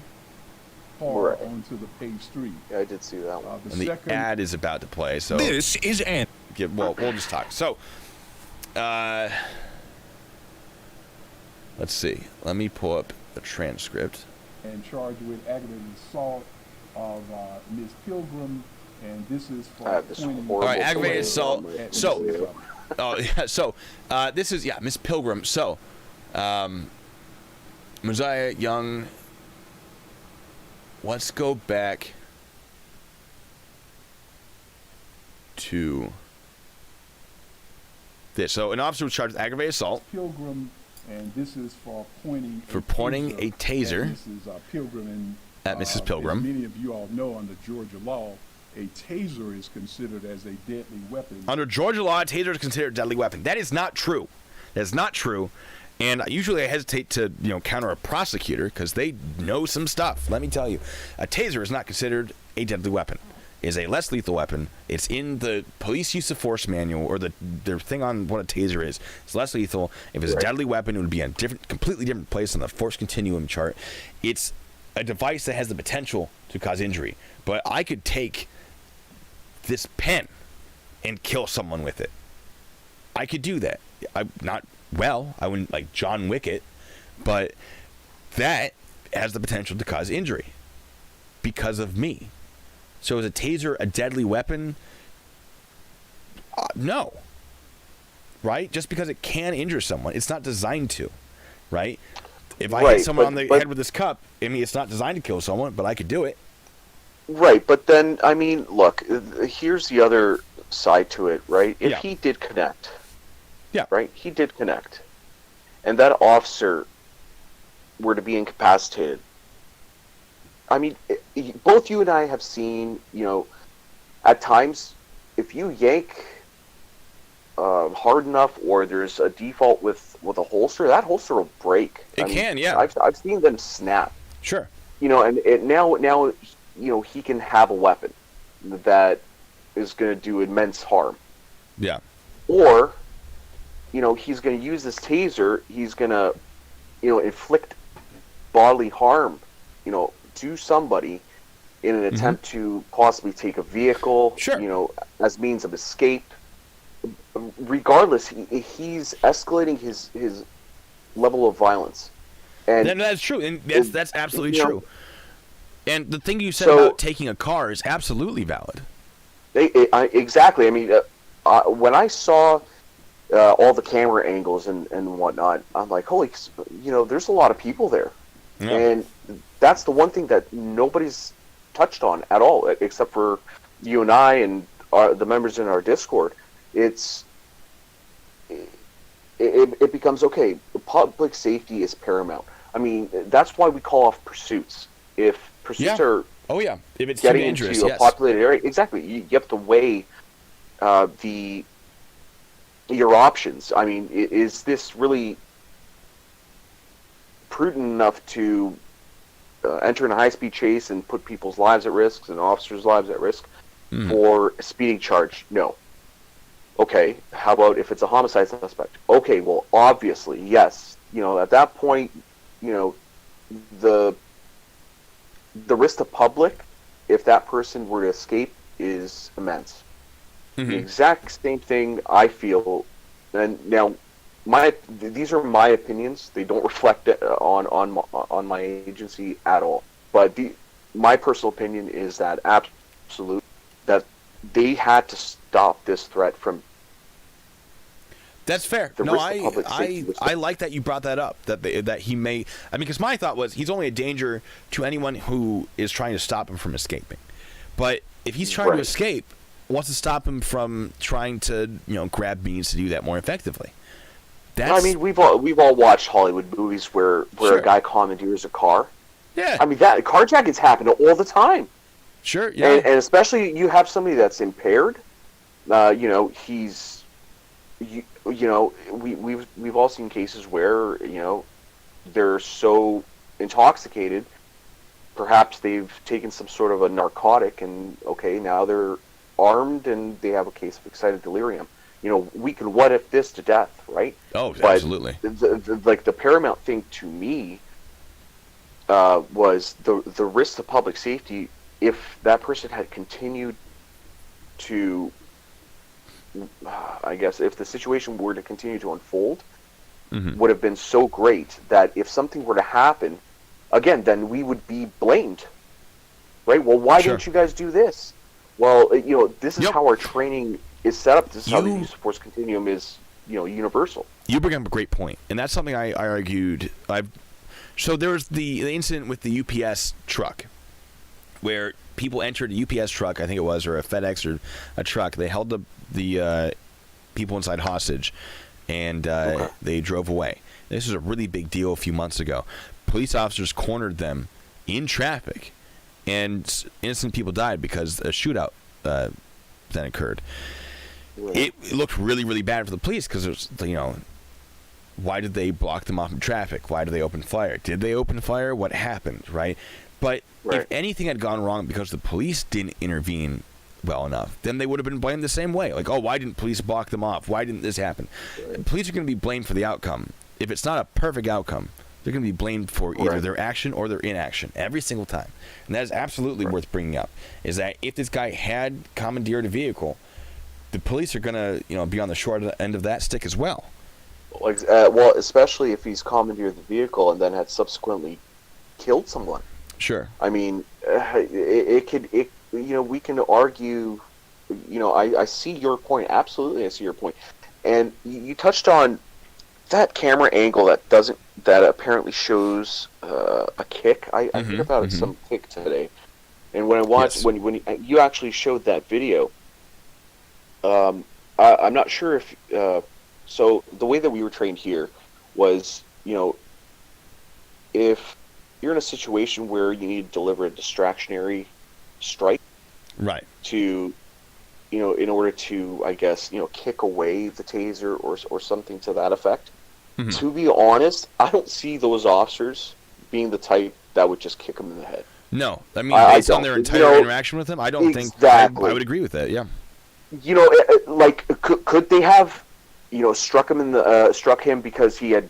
We don't know. We can't see. It's not that close. Right. We don't have a better shot. But yeah, you can deliver a distractionary strike in order to, I guess, kick away the taser, or if he still had it within reach. I can see that, or they just kick the taser away. Yeah. And I understand, the whole thing. I mean, I myself I've seen growing up both ends of the spectrum. I did. I'm an immigrant myself, and I've got a unique perspective, and I understand people's frustration, and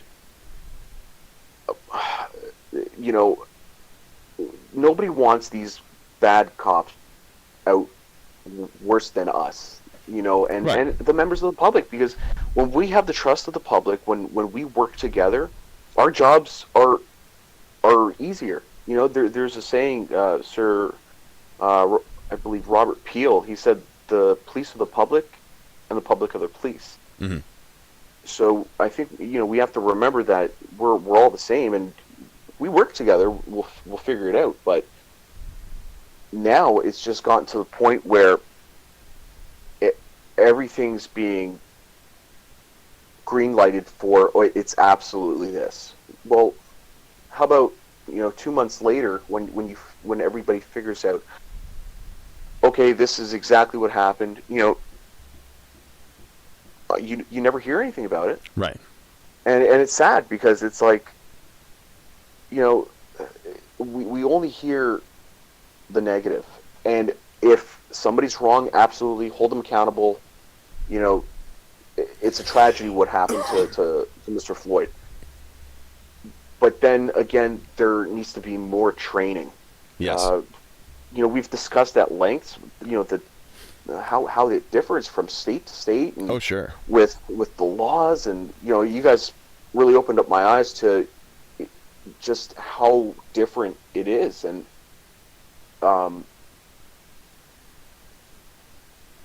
defunding the police. Well, we need more training. The money goes to training. Now, I will speak on that. Yeah. Because I thought the same thing. I was like, defunding the police, that's going to make them worse.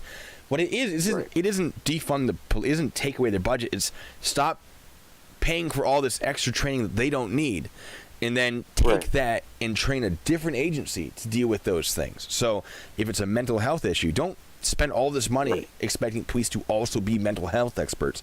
Get a Right. mental health, option where people will go out to deal with those things. And I agree with that. That I agree with. Like my agency, and I know, from what I know, this is Canada wide. We have a MCIT unit. It's a trained police officer and a nurse, a registered nurse. Nice. Okay. Yeah. That is trained specifically in mental health, interdiction, crisis situations. So they are constantly going around and assisting. They don't even at times really take people to the hospital. They're there to assess them, and Right. instead of automatically being taken to the hospital, they are brought in, Yeah. and they're essentially the experts. They're the equivalent of a DRE. Yes. That's what I was which just is- thinking that. I was just thinking Yeah, that. exactly. Yeah. Yep. So that's the fantastic part. I'm not sure if Seattle has that. I don't I know would if imagine- we do. I would imagine a department that size would. Right? And Seattle is very, they recognize that there are issues with mental health and drugs and whatnot. Yeah. You'd think so. Yeah, and I think that it going through what I've been through, I can understand the need that people have for, drug counseling, Sure. mental health, just services that are, I guess, now being brought into the spotlight, which I think, now having the perspective that I have now, and when I reflect back, I was wrong. Until you experience something, it really shows that, okay, this is obviously where we're lacking. Yes. Because unfortunately, you have situations where you're going there, it's a welfare check, and then you're given information that this person has a history with mental health. Yep. Okay, now we're in crisis mode. Yeah. Now what can we do? Okay, assess this situation. Are they a danger to themselves? Are they? I could explain this in length, but at the end of the day, it's like, okay, does this person need to go to the hospital to be evaluated? Mm-hmm. And at times people don't want to go. And that's where, unless you have a team like this, or unless you have extensive training to deal with situations like this, to talk people down, I think that money would be better well spent there. But also in general, I mean, the military, the way that, see, this is why I admire the military. Sure. Is when you look at, any of the ground combat troops, they go through scenario after scenario after scenario, and it's drilled into them. So if you have training more frequently, and to be honest, I mean, I'm learning something on the side because I want to. We're very privileged to have a specific type of schedule where you're afforded time to do, the things that you love. But education is paramount, in my opinion. Yes. And if you get this stuff down to a regimented level, you're better able to help people. Because maybe you just learned something that would have been a breakthrough a week prior, but because you didn't have that training, that person, possibly had hurt themselves or whatever. This is an urgent thing. Right. But defunding the police, it's like that's the worst thing that you can do. I mean, it's taking away the funding. Definitely a problem. You know what I was thinking of? Have you ever seen RoboCop? Yeah, I actually had the DVD where he on walks the shelf in right there. Remember when he walks in and the Detroit officers were like walking off the job? I think it was like RoboCop 2, where all the cops quit, and it was just poor Robo and a few other people. That's what it seems like now. But there's no RoboCop. Right. And I mean, it's unfortunate. It's very sad. It's tragic. Watching them walk away. I don't necessarily agree with it, but I understand. No. If we're gonna have a prosecutor that's punching us for doing our job, why would we still do our job? I do want to talk about that. I have some of the things the prosecutor is saying the officers did wrong. Sure. Let me see. The DA said Rolfe kicked Brooks after the shooting and that Brosnan stood on Brooks' shoulders while he was on the ground struggling for his life. However, said there's video evidence they did this while waiting minutes to administer first aid to the dying man. If there's a different video than what we've seen, maybe, but you can't tell that from the video that we've seen. And we watched that he sat on his back? Yeah, he stood on his shoulders. Stood on his shoulders. I mean, again, there's that one portion, but yeah, you're right. If there's another video that shows the angle, I doubt it though. I mean, look at the whole the situation in its entirety. They don't seem like the type of officers that would do that. Why would you stand on their shoulders while they're struggling for life? No, you're gonna get off balanced, and that's stupid. Kneeling on their shoulders, that would make sense. But kneeling on the shoulders wouldn't be weird because you kind of understand, he's controlling the shoulder blades while this person is still maybe a threat. Unsure. There's also, according to Howard, there's an Atlanta policy that requires the officers have to provide timely medical attention to Mr. Brooks to anyone who is injured. But after Mr. Brooks was shot for a period of 2 minutes and 12 seconds, there was no medical attention applied to Mr. Brooks. I talked about that. I said, look, they appeared to have radioed it in immediately, and I think what they did was they had 2 officers stand by the body because there were a lot of very upset people in that area. That makes sense. And then someone had to run, get a trauma kit or AED and run back, right? And there was a hustle to that bustle when he was running back. So I think that's absurd. Go on. Yeah, I mentioned it in the chat actually. I don't know if you picked up on it, but I mean, it's scene security at that point. At that point, it's a crime scene, right? So you're right on that. again, there was very upset people. So now you have to take into account officer safety. You're outnumbered. You have a growing group of people that are, they're there videoing, which is fine, but people are getting upset. You don't know how many people are there, and it's just you and your partner. Well, I would stand by. I'm on the use of force continuum. You're continuously assessing. Okay, what am I doing? What's happening right now? Right, you're kind of detaching yourself away. That chocolate's awesome. Oh yeah, the Ritter Sport. Let me tell you. So yes. it was on my desk. I'm like, I have to eat it. I'm hungry. You killed my train of thought. I got a spot. So, the DA. Sorry. Yes. Oh, go on. Go ahead.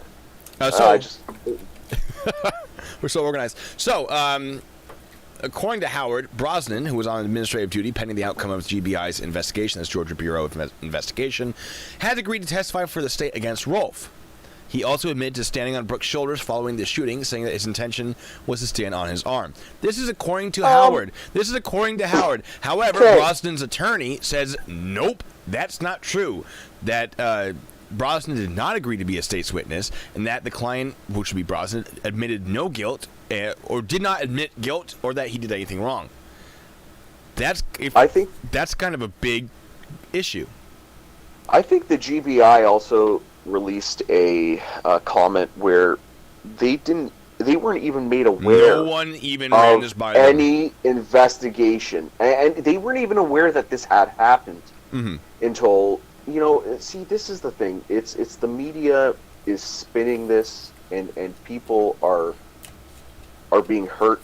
They're getting upset. This COVID situation doesn't help, and it's just going to get worse. And with misinformation like this, what? This is just in the infancy of the investigation. I mean, it's forgive me, a week old. Mm-hmm. I mean, what investigation? People are losing their minds about it. Yeah, if people assume that this is just like the first 48, well, it's not. You see only snippets of investigations that take like 2-3 months at a time, if not more. So to accurately assess whether or not that there's wrongdoing, I'm surprised that we got to this level, quickly, and I can see the shock in law enforcement, and it's just why. Yeah. Why say something like that? Joe Land is asking when AED is. I don't remember what it stands for, but it's artificial defibrillator. Yeah. So the thing that clear and it shocks the heart. I wish I could give a better explanation of that, but you can have little portable ones that are about. Where's my camera? They're big. Yeah, they could be the size of one of those car booster packs. Yeah, they're nifty. Yes. I have the Georgia Bureau of Investigation tweet up. It says statements on last night's OIS in Atlanta. That's officer-involved shooting. GBI was not aware of today's press conference before it was conducted. That press conference is with Howard. We were not consulted on the charges filed by the district attorney. But why?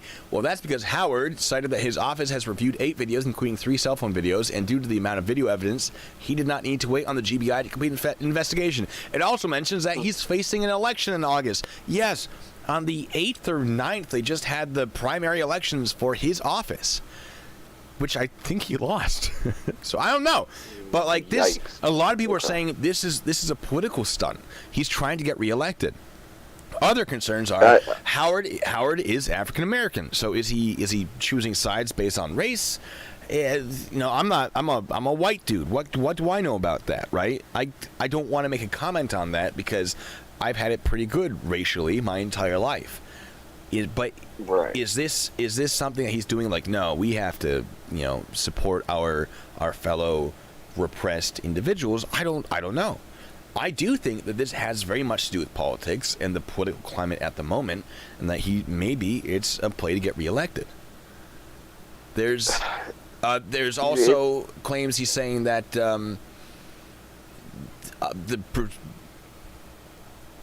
procedure for Atlanta is you don't tase someone who's fleeing.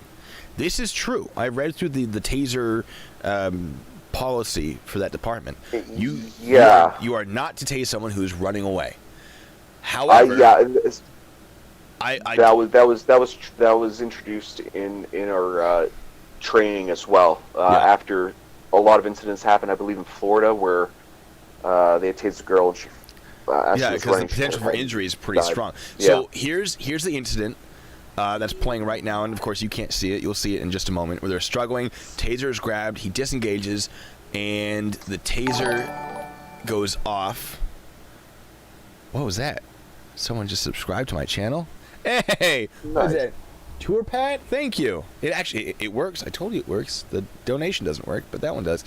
Thank you so much. So, taser is deployed. Yes, it's right here. Yeah. When that taser deployed, he's not running. He was all right. Well, hold on. He was standing still when that taser was deployed. Well, more or less. He's stepping backwards. See this? Boom, boom. Right. All right. He deploys that taser twice. No one's running at that point. I think it was only once. I think it was only once. I heard a double because, pop. Like, if you see him actually run, there was a couple of videos that I saw that were pretty good quality. Did they do it again? So when the so for those that don't know how the taser cartridges work, when they're deployed, there are little. It's kind of like confetti. Yes.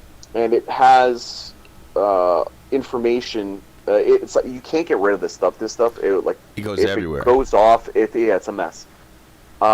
So I think you can see as it gets deployed that little puff from the taser as they're running, and then the subsequent shots. You see what I'm saying? So if they're trying to articulate that, you could possibly kill somebody if they're running and you tase them. So that would go for the officer as well. So now he's in a situation where if he gets hit with a taser, he falls, he may die. Yeah. Again, there's another reason to stop this threat. Right. And then the public. You see what I'm saying? So we're saying, I think I'm hearing 3 in this video. Now that I'm paying attention, I hear 3 pops. Yeah. So I think that might be the officer firing twice, and then Brooks firing once. It's hard to tell from the video, but the audio. If you actually go, there's a little bit of a delay on my end, but if you go to the portion where it shows him pointing the taser backwards, gotcha, and the officer behind him, if you watch closely at the end of the taser, you can see kind of like a puff. That would be the taser going off. Right. And, no, I see that. Yeah. Yeah. Let me slow this down real quick.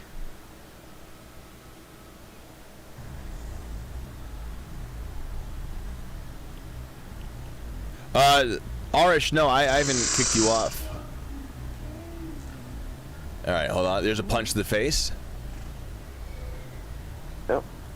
Grabs the taser. The taser's pointing down right now. That's 3 distinct pops. I think. But it could it be a pop from him trying to catch his balance and using the taser to hit the ground and prop himself up? No, the taser is out. Taser's out? Yeah. Okay.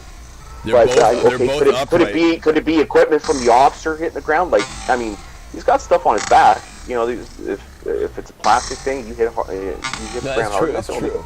Bang, right? I think you can see prongs. So there's one. Okay. Right. Okay. But so there's one officer firing the taser, right? There. Yeah. So now play it through.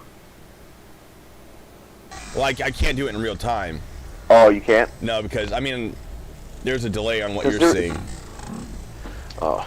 But anyways, you know the little portion that I'm referring to. Yeah. So I believe that's when he pointed the taser back, fired within effective range. Oh no, that yes. Officer, that right? yes. I'm talking about when they're first struggling for the taser, though.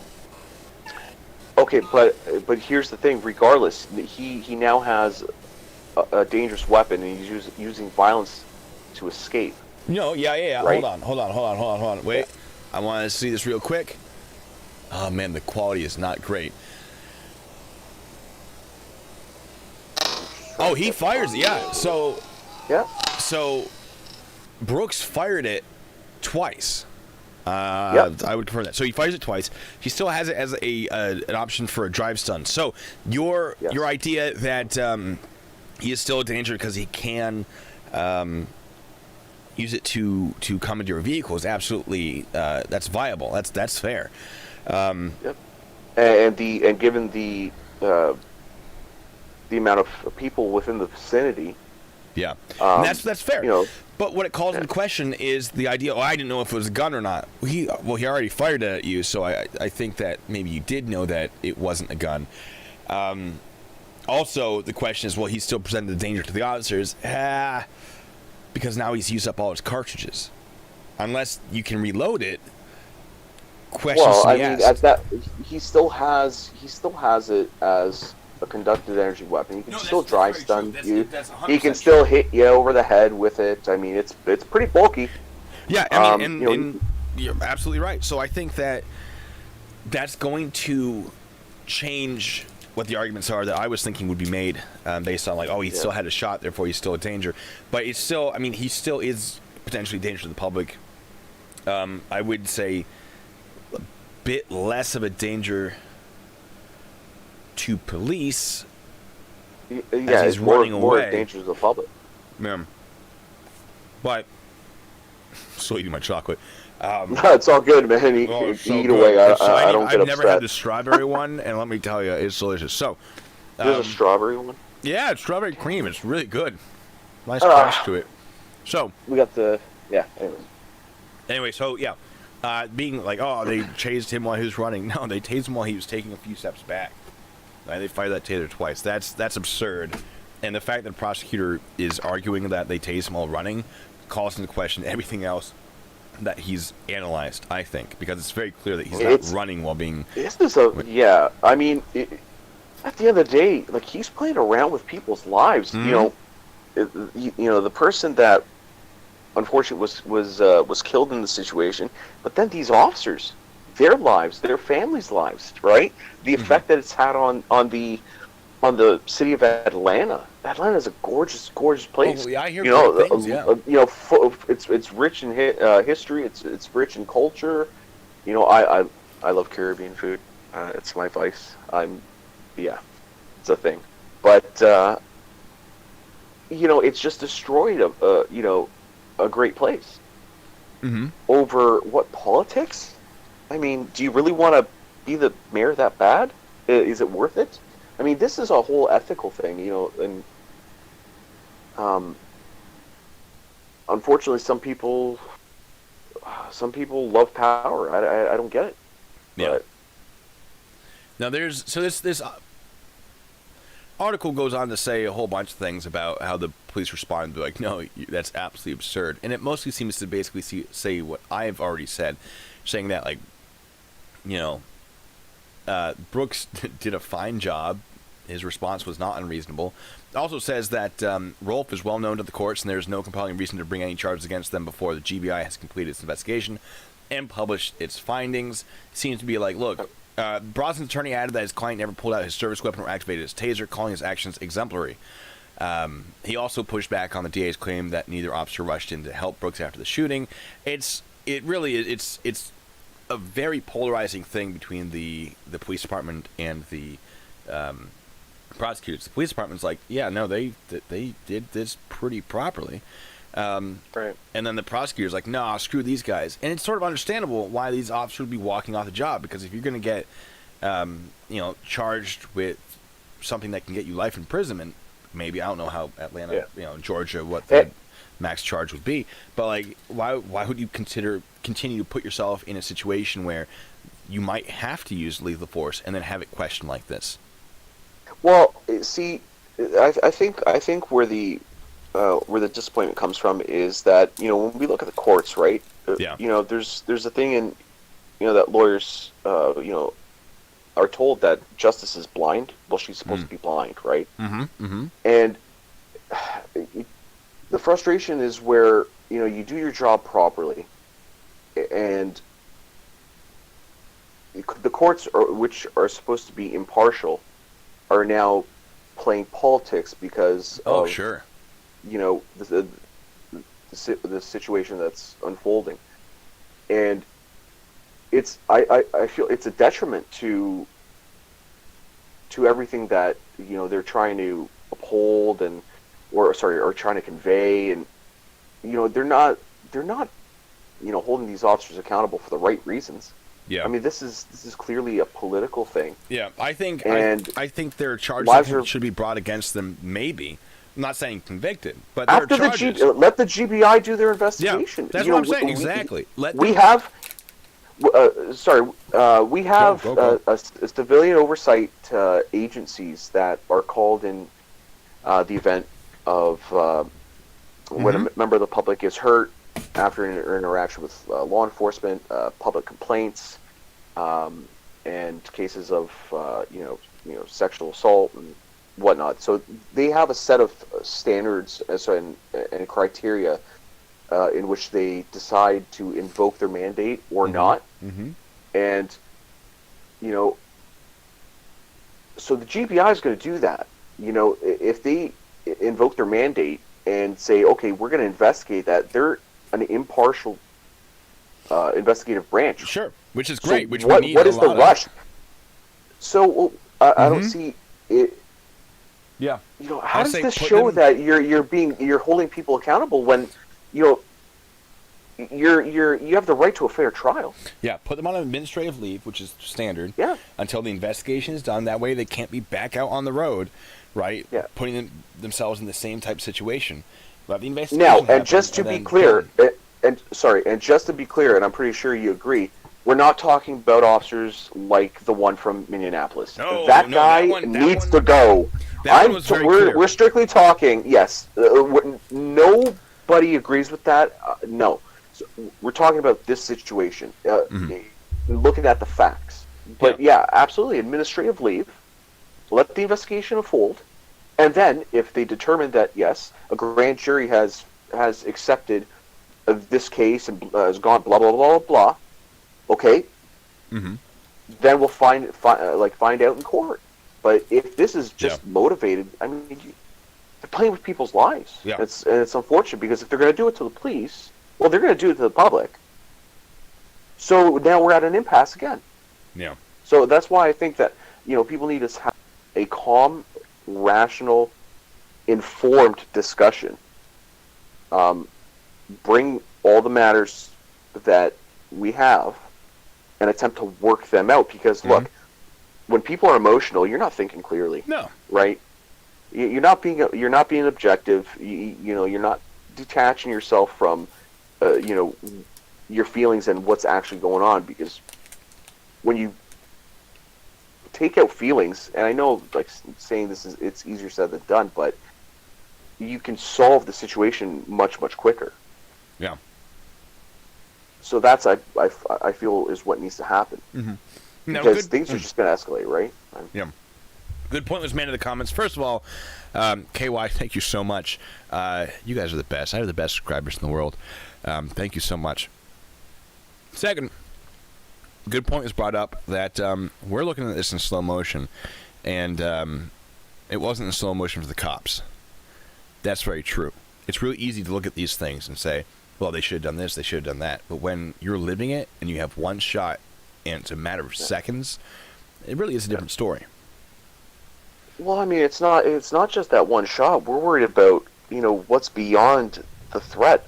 I mean, are there people there? Yep. Do I have a clear, am I confident enough in my training? Yeah, it's like, am I confident enough in my training? Am I confident enough in my physical abilities? Is there, where does this bullet have the potential of going? Well, yeah. That's what they're doing in a split second. Yeah. I mean, this went from 0 to 10 in a split second. This is like a nightmare scenario. Yeah. And even worse if the person had a gun. But this is a nightmare scenario because and it's good that these officers, they weren't complacent. They were pretty much on the ball. Yeah. And I personally feel, what happens if they were complacent? And Yeah, it would have been a problem. he was able to, exactly. I mean, it just gets worse and worse as we think, right? Yeah. So that's why. Oh, go ahead. Sorry, Finish your thought. I think that's why the importance of one, that they stop that threat, but also the importance of allowing the GBI to do their investigation and people to be patient, because if you want answers, you want the right answer. Mm-hmm. So, but right now it's like a whole cancel culture of, oh no, you're wrong, or this, that, or you're bad, and oh, just because you're a cop and you just did this, you're evil. Like, it's... Yeah, people are taking all the nuances out of it. Yeah, it's just jumping to conclusions, and like, when was the last time that you or I jumped to a conclusion and made the right decision? Never. I'm sure I've gotten lucky, but Yeah, I mean, but a couple, a couple times, I jumped to a conclusion, and it's like, oh man, I was completely wrong. I was like, damn it, sorry. Yeah. But that's individually. Yeah. Now you want to talk some smack about this prosecutor, because I got some stories for you. What? Yeah, it's like I've got a flashback of him and that New Mexico sheriff. Yeah. Like, it's like, they're both slimy. Well, this is great. This is great. So, Georgia Bureau of Investigations opened an investigation of Fulton County District Attorney Paul Howard and his use of a nonprofit to funnel at least $140,000 in City of Atlanta funds to supplement his salary. The Atlanta Journal-Constitution and Channel 2 Action News have learned. This was published on May 4th of this year. So, the criminal investigation comes at a time when Howard, Fulton's DA since 1997, is being challenged in the Democratic primary for re-election and is facing allegations of sexual harassment, which he strongly denies. Now, innocent until proven guilty, but it's still fun to be like, oh, interesting, sexual harassment. We will talk about that in just a moment. So, quote, "This is not the first time what would be considered as an administrative matter for other Georgia elected officials." Wait. Never mind. This is wording, this is weird. Doesn't matter, I'm going to skip it. Howard said that he has been cleared of a different investigation, which is the agency's 2014 investigation of Howard's use of money forfeited by criminals to pay for galas and dinners for his staff and their families. So he already has a history of using funds in weird ways. Now, he was apparently cleared in that investigation. But this isn't a unique thing for him. So, I don't know if he was actually exonerated completely like he says. Right. But certainly interesting. I mean, that information will come out, I'm sure. And, I mean, you can obviously see by the inaccuracies of a statement and the sudden shift to do all this is... you can see that it's basically... It's dirty politics. Mm-hmm. And it's so out in the open, I don't know how this guy can keep a straight face. Well, speaking of dirty politics, that's an appropriate word, because ex-clerk claims she was fired for ending affair with Georgia DA Paul Howard on March 6th, 2020. Former records clerk for Georgia District Attorney claims she was axed because she broke off their longtime consensual relationship, according to a report. Now, they have said, like, no, she was fired for different reasons. But it's interesting. It's can I ask you something? Go on. See, I don't know this. I'm wondering how. So, in the United States, if you're charged with what I'm sure these are felonies, how are you allowed to continue to practice law, and especially? Oh, I mean, because he hasn't been convicted yet. I understand, but I mean, why hasn't he recused himself? Because of good question, his isn't ongoing. Isn't that weird? His ongoing. What? So, the police can get us fired, but he gets to keep working. If he thinks that this is gonna outshine his misfalls, I don't think so. I mean, this is it, again. It goes back to dirty politics. Like, yikes, Howard has also been accused of 12 public disclosure violations by the State Ethics Commission. Wow.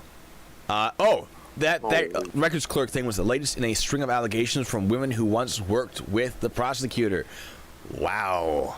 All right. Administrator alleges that he sexually harassed her. Oh, wow. Now, can't the GBI courts force stay in the proceedings until they can, conclude their investigation? Isn't that a possibility?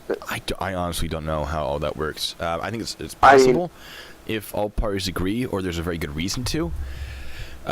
Which this would be a good reason? I think there are good reasons. You think? Yeah.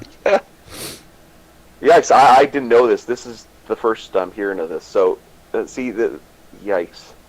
Wow. Yeah, so there's a lot of speculation that the prosecutor's actions are to distract from his own personal shortcomings in order to get him reelected.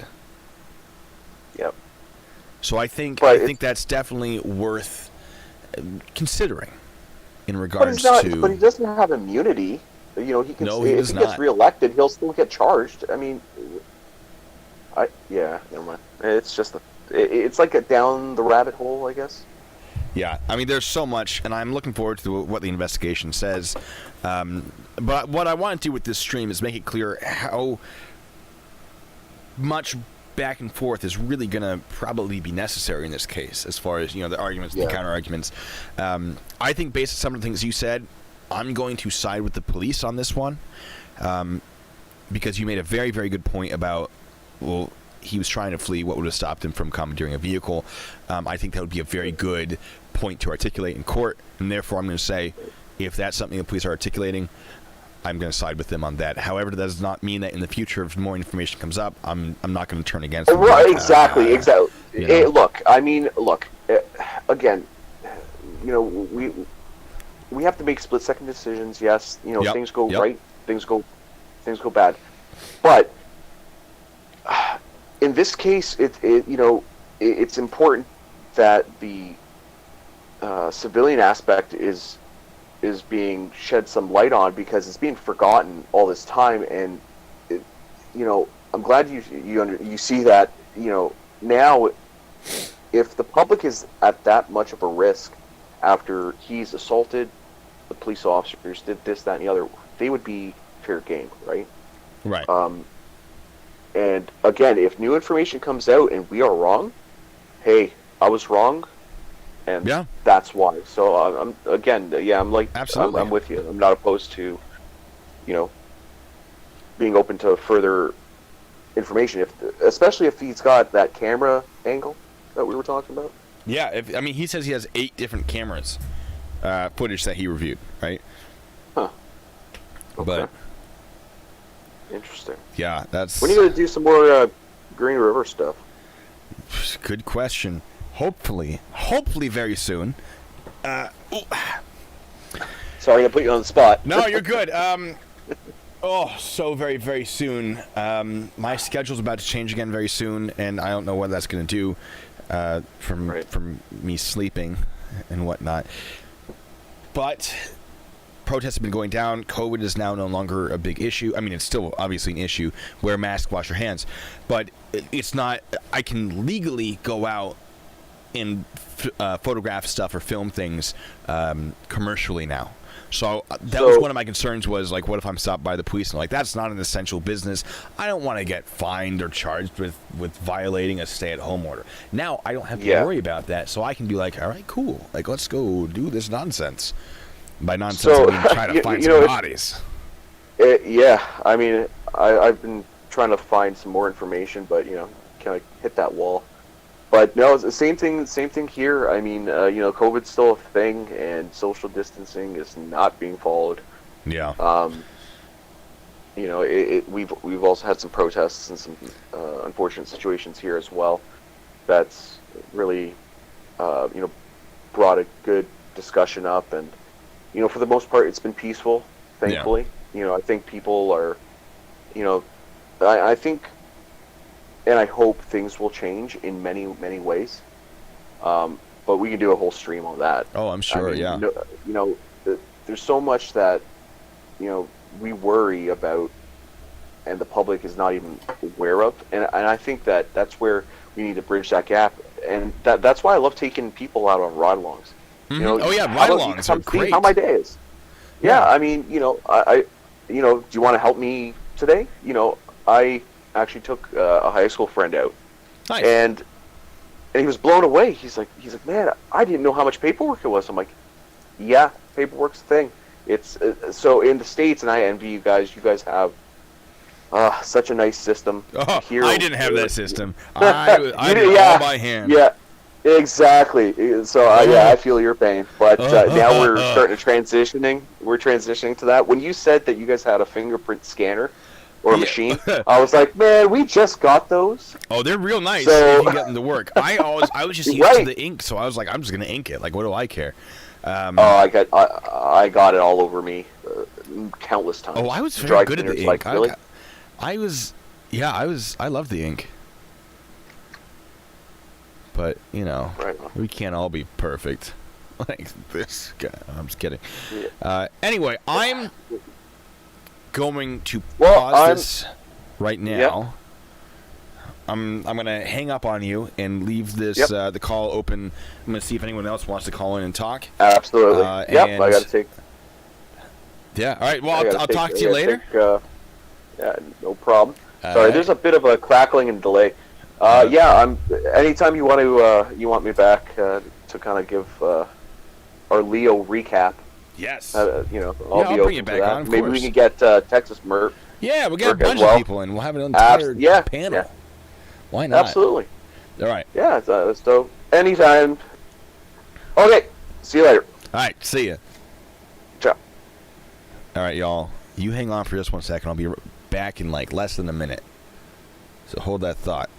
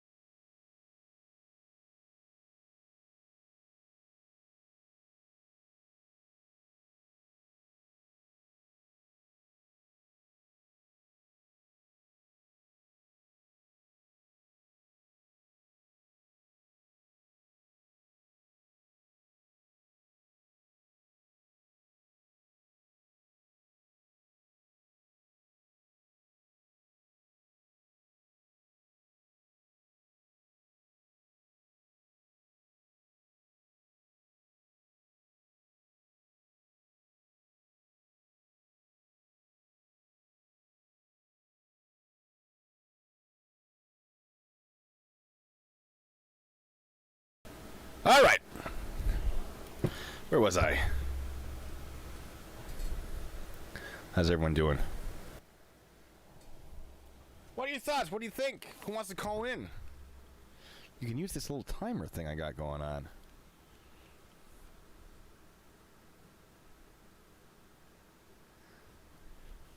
Wait for the chat to catch up while I'm speaking because there's that little delay. Yeah, so a lot of stuff gone over. I mean, there's still more out there, more information than. But I don't want to like go super crazy with all of this. It's a whole thing. Pee fast. You have no idea.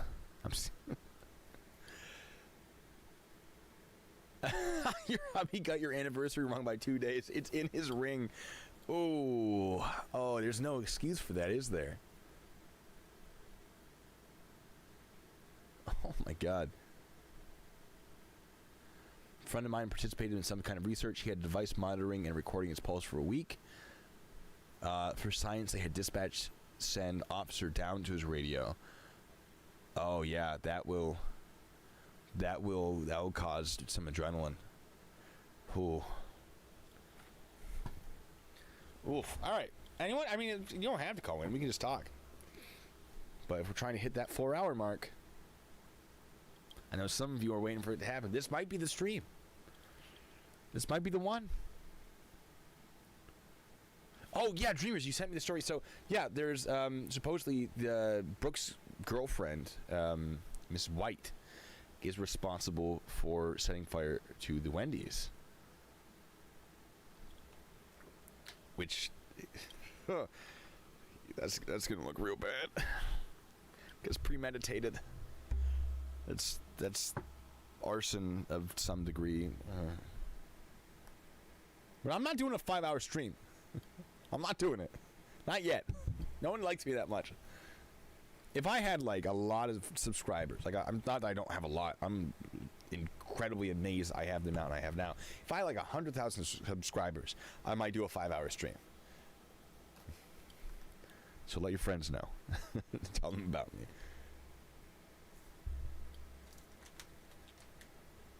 Oh, good point. If Brooks married, has a girlfriend. Now, do we know it was his girlfriend or was his friend or what?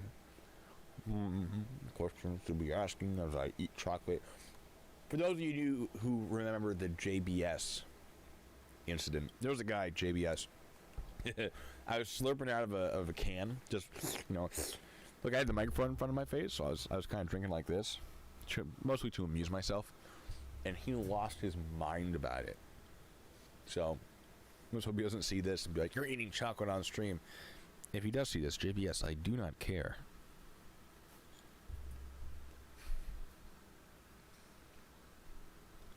And Gary, very true. These cops didn't have tons of time to consider every option under the sun. They had a few seconds to decide what to do about a guy who stole a weapon and fired it. Absolutely. Now, I'm looking at this and trying to be very methodical and whatever about it. But at the end of the day, it's real difficult. It's real difficult in those situations. She said that she did it. Huh. Eric, I haven't seen your email yet. I will check that out. Remember, anyone wants to call in, we can make that happen.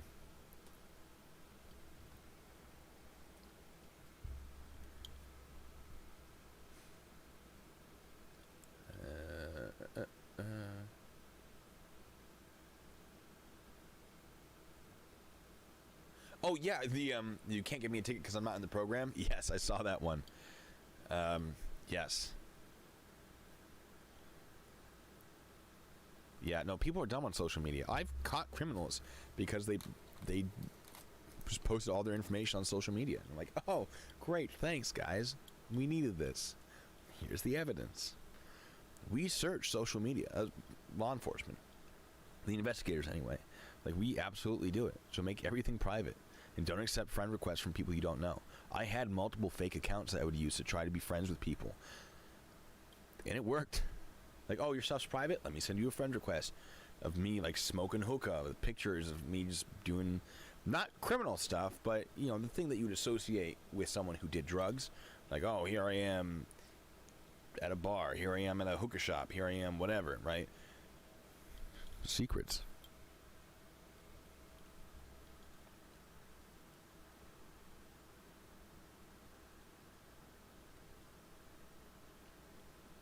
I don't think he did have another shot with a taser.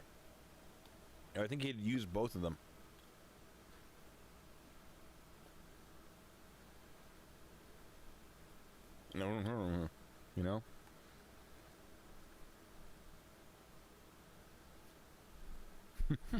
They did spend a lot of time talking to him. I don't think I would have talked to him for that long. Now, you do, I mean, conversation is good because you can determine if they're slurring and whatnot. I think they had everything they needed, though.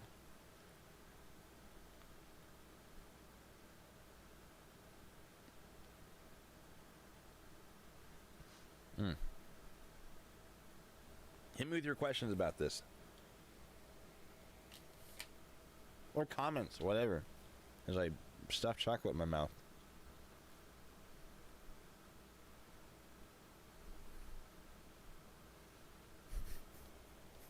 Someone commented on my YouTube channel that I need to grow my hair back. I know. I miss it too. I had to do it for my National Guard stuff. I just shaved it off, man. It was so sad.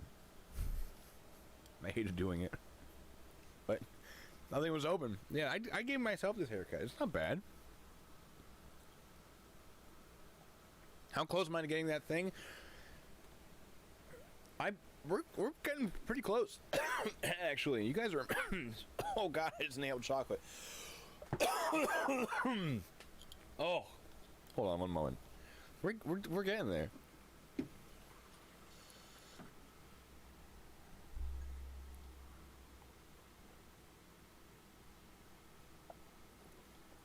I bet the Wendy's smell delicious burning down. Let me tell you a story of what doesn't smell good when it's burning. Dumpster fires. Oh my God. It's awful. It's so bad. We had a serial arsonist on Joint Base Lewis McCord. He lit 17 dumpsters on fire before we eventually caught him. Now, I'll have you know that I was not on shift for almost every single one of these fires, with the exception of the final one. So I'd like to claim credit for stopping him, even though I was not. I didn't actually stop him. It was bad though. So in the same night, he had 15 dumpsters that had been lit on fire over a few weeks. Number 16, I arrived to as it was burning, and I was assigned a position to make sure no one came or went from this parking lot the dumpster was in, so that the fire investigator, the arson investigator, that's the word I'm looking for, could come and check it out. So there I am, holding off that, and we get a call that another dumpster was on fire. I'm then sent over to help deal with that, and we're getting over the radio. Oh, we got the guy, and this is our drug suppression team. Like, we got him, and I'm okay. Where is he? Where is this happening? Where's the guy? We have him at gunpoint. Great. Patrol 97. Where are you at? All right, he's on the ground. Great. On the ground. What ground? Where on the ground is he? Like, nothing. It was awful. Like, other people need to respond to this dude. But we got him. And then he cried like a baby in the interview room, which is a shame because like he was kind of like a personal hero. Like, yeah, stick it to the man. Light these dumpsters on fire. Like, no one's actually getting hurt. Not that we actually thought he was a hero, but we were all very excited to meet him. Just be like, cool, dude. Like, why did you do it? We were super curious. And then he cried like a little baby. He's like, my girlfriend was mean to me. No, I don't want to meet him anymore. Never meet your heroes, guys. Oh, Sarah, thank you so much. Well, you're awake now. I mean, you can rewatch it if you want. I don't know how interesting it's going to be, because these are designed to be viewed live, folks. So if you're watching after the fact, I assume it's not as interesting. But have I seen the new Jeremy video? I have not. Is that the one where he's in the back of the patrol car in Chicago? If that's the one, I have not seen it yet. But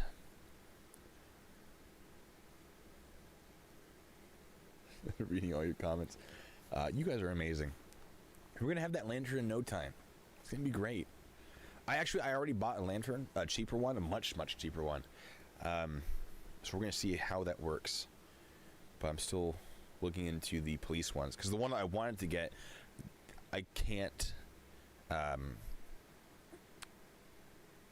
I can't have them. They won't send it. I have to pick it up. Oh my goodness, you guys are amazing. Arish, I don't even know what to say. That's absurd. And what on earth are you doing with your money? Thank you so much. What? I don't even know what. Okay, well, there have been a few of these. So now you get to watch me throw my keyboard a bunch of times. That's the stream with popcorn. The the guy. Oh my God, that was incredible. I can't wait to do that again with someone. But where's what located? Oh, it's like Missouri or Mississippi. I think it's in Mississippi. That's where the. We can look. We can check it out. You guys are. Thank you so much. Man, for that I'd flip my keyboard right now, if you wanted. All right, eBay. We're gonna. You know what? I'm declaring this stream to be no longer Atlanta shooting. Now we're just rambling. We're having a good time doing it. Yeah. I don't think we're gonna hit that 4-hour mark. Oh my God! Look at this one. Oh, it doesn't have a blue lens though. All right, hold on, folks. Hold on. Let me bring it back up.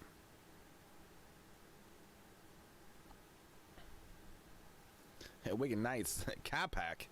All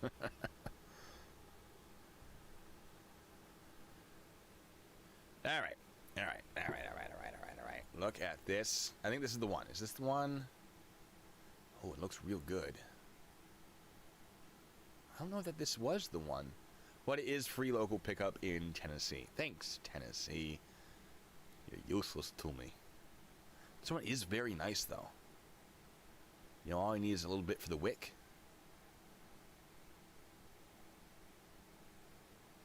Nice. These ones are very nice as well. Let's see. This is a smaller one. Doesn't have the red lens. Oh, but it has that piece. This one's nice. I like this. Oh, and it has the red filter. I can't. It's $175.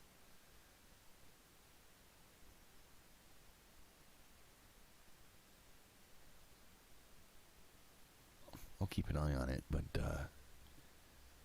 I can't justify $175.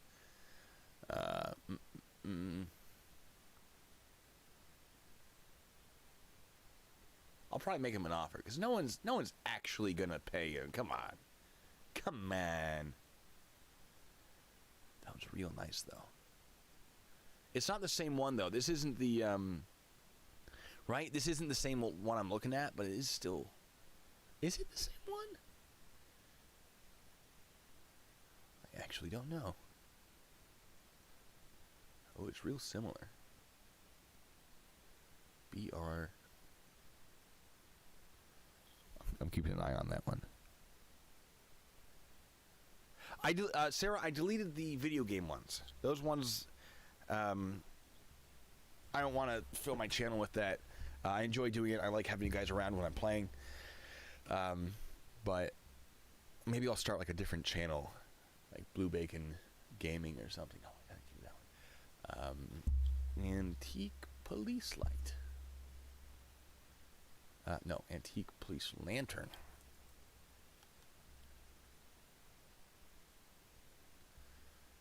Yes.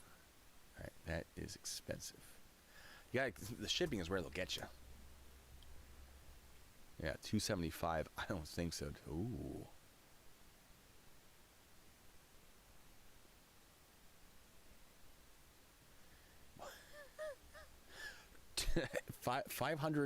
$717 American dollars. No. Not doing that. That's absurd. In France. Oh, it was made in London. Oh.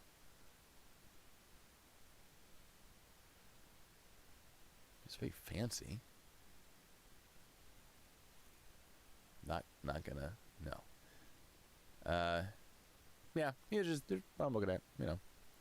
I'm getting myself one of these, but it's got a red glass bit. But yes.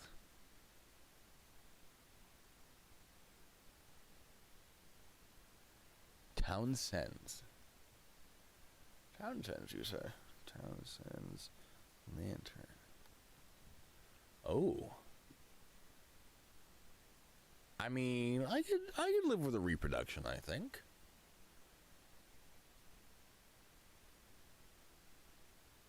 I don't think they got what I want, though. It's no fair. Oh, glass fire extinguisher balls. Yes. Yeah, so I have a lantern coming. But eventually we're going to get a real fancy one. It's going to be nice. And I'm going to go explore haunted places and travel the country if it is successful. If people like it, I'm going to start like all over the place. But only if you guys like it. I'm keeping this one up. This one's fancy AF. Look at that. I love it. I really like this one. Yeah, you know what? I'll give me that. Whoever's taking these pictures is absolute garbage, but I appreciate them anyway. What's the price? Oh, shipping's gonna be brutal.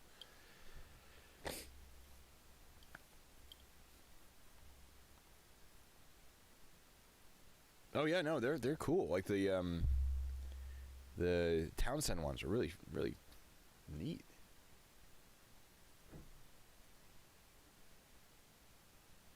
But yeah, ooh, I just love them. I love them. They're so fun. Anyway, great one on Bonanza. What do you mean on Bonanza? Bonanza lantern. You're talking about this right here? No, definitely not, because this one's $5,000.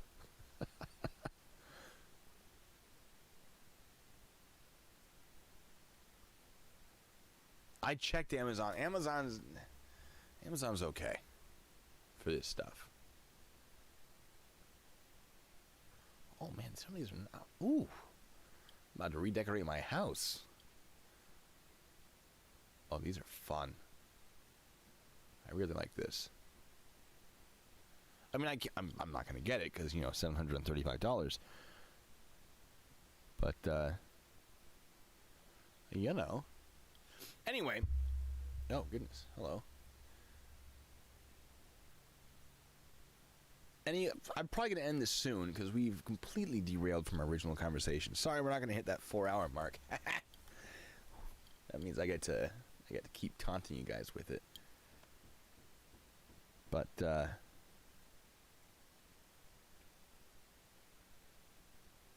vintage railway lantern. On Bonanza?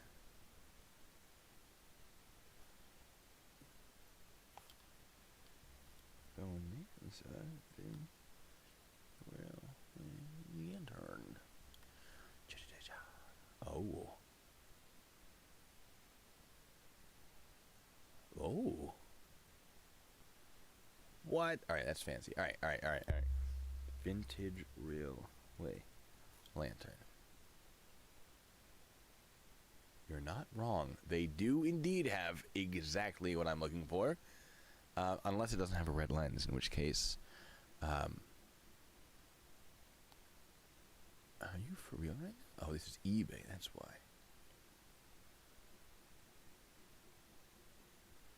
Alright, it's not in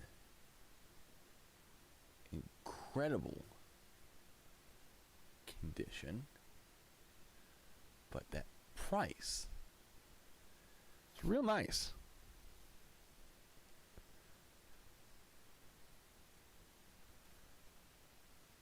Oh, that's real nice though.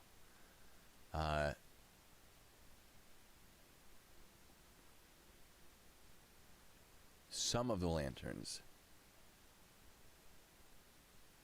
have red lights. Alright, well I'm gonna keep this up and inquire. But anyway, alright, before I get out of here, what else we got? Because I'm about to leave and go play video games. Sea of Thieves, for those of you wondering.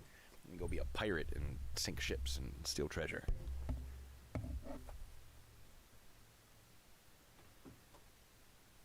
Thank you so much, Arish. Have fun at work, and you're mind blown how generous you guys are. But yeah, spooky lanterns, and guys, just you wait, till we start doing the shake and bacon. It's gonna be good.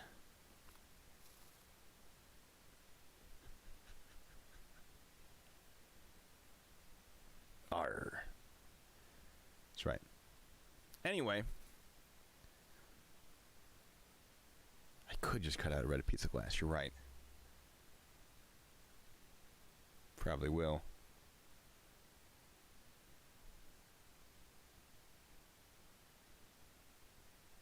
Rated R for pirates. Yar. One of these days I might stream that game to this channel for tell them about Shake and Bacon. I guess I could tell you guys about Shake and Bacon. All right.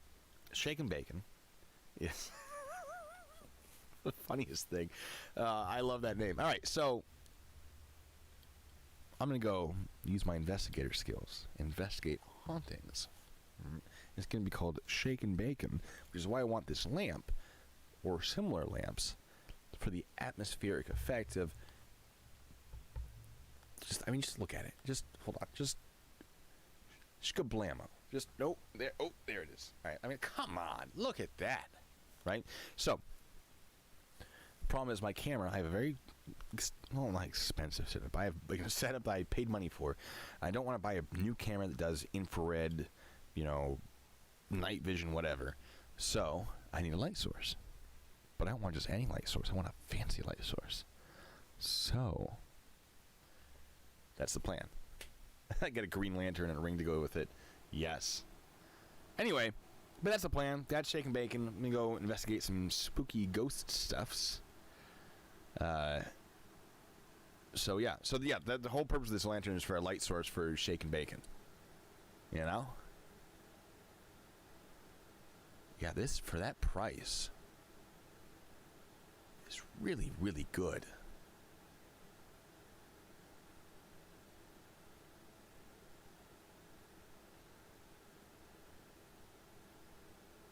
Yes.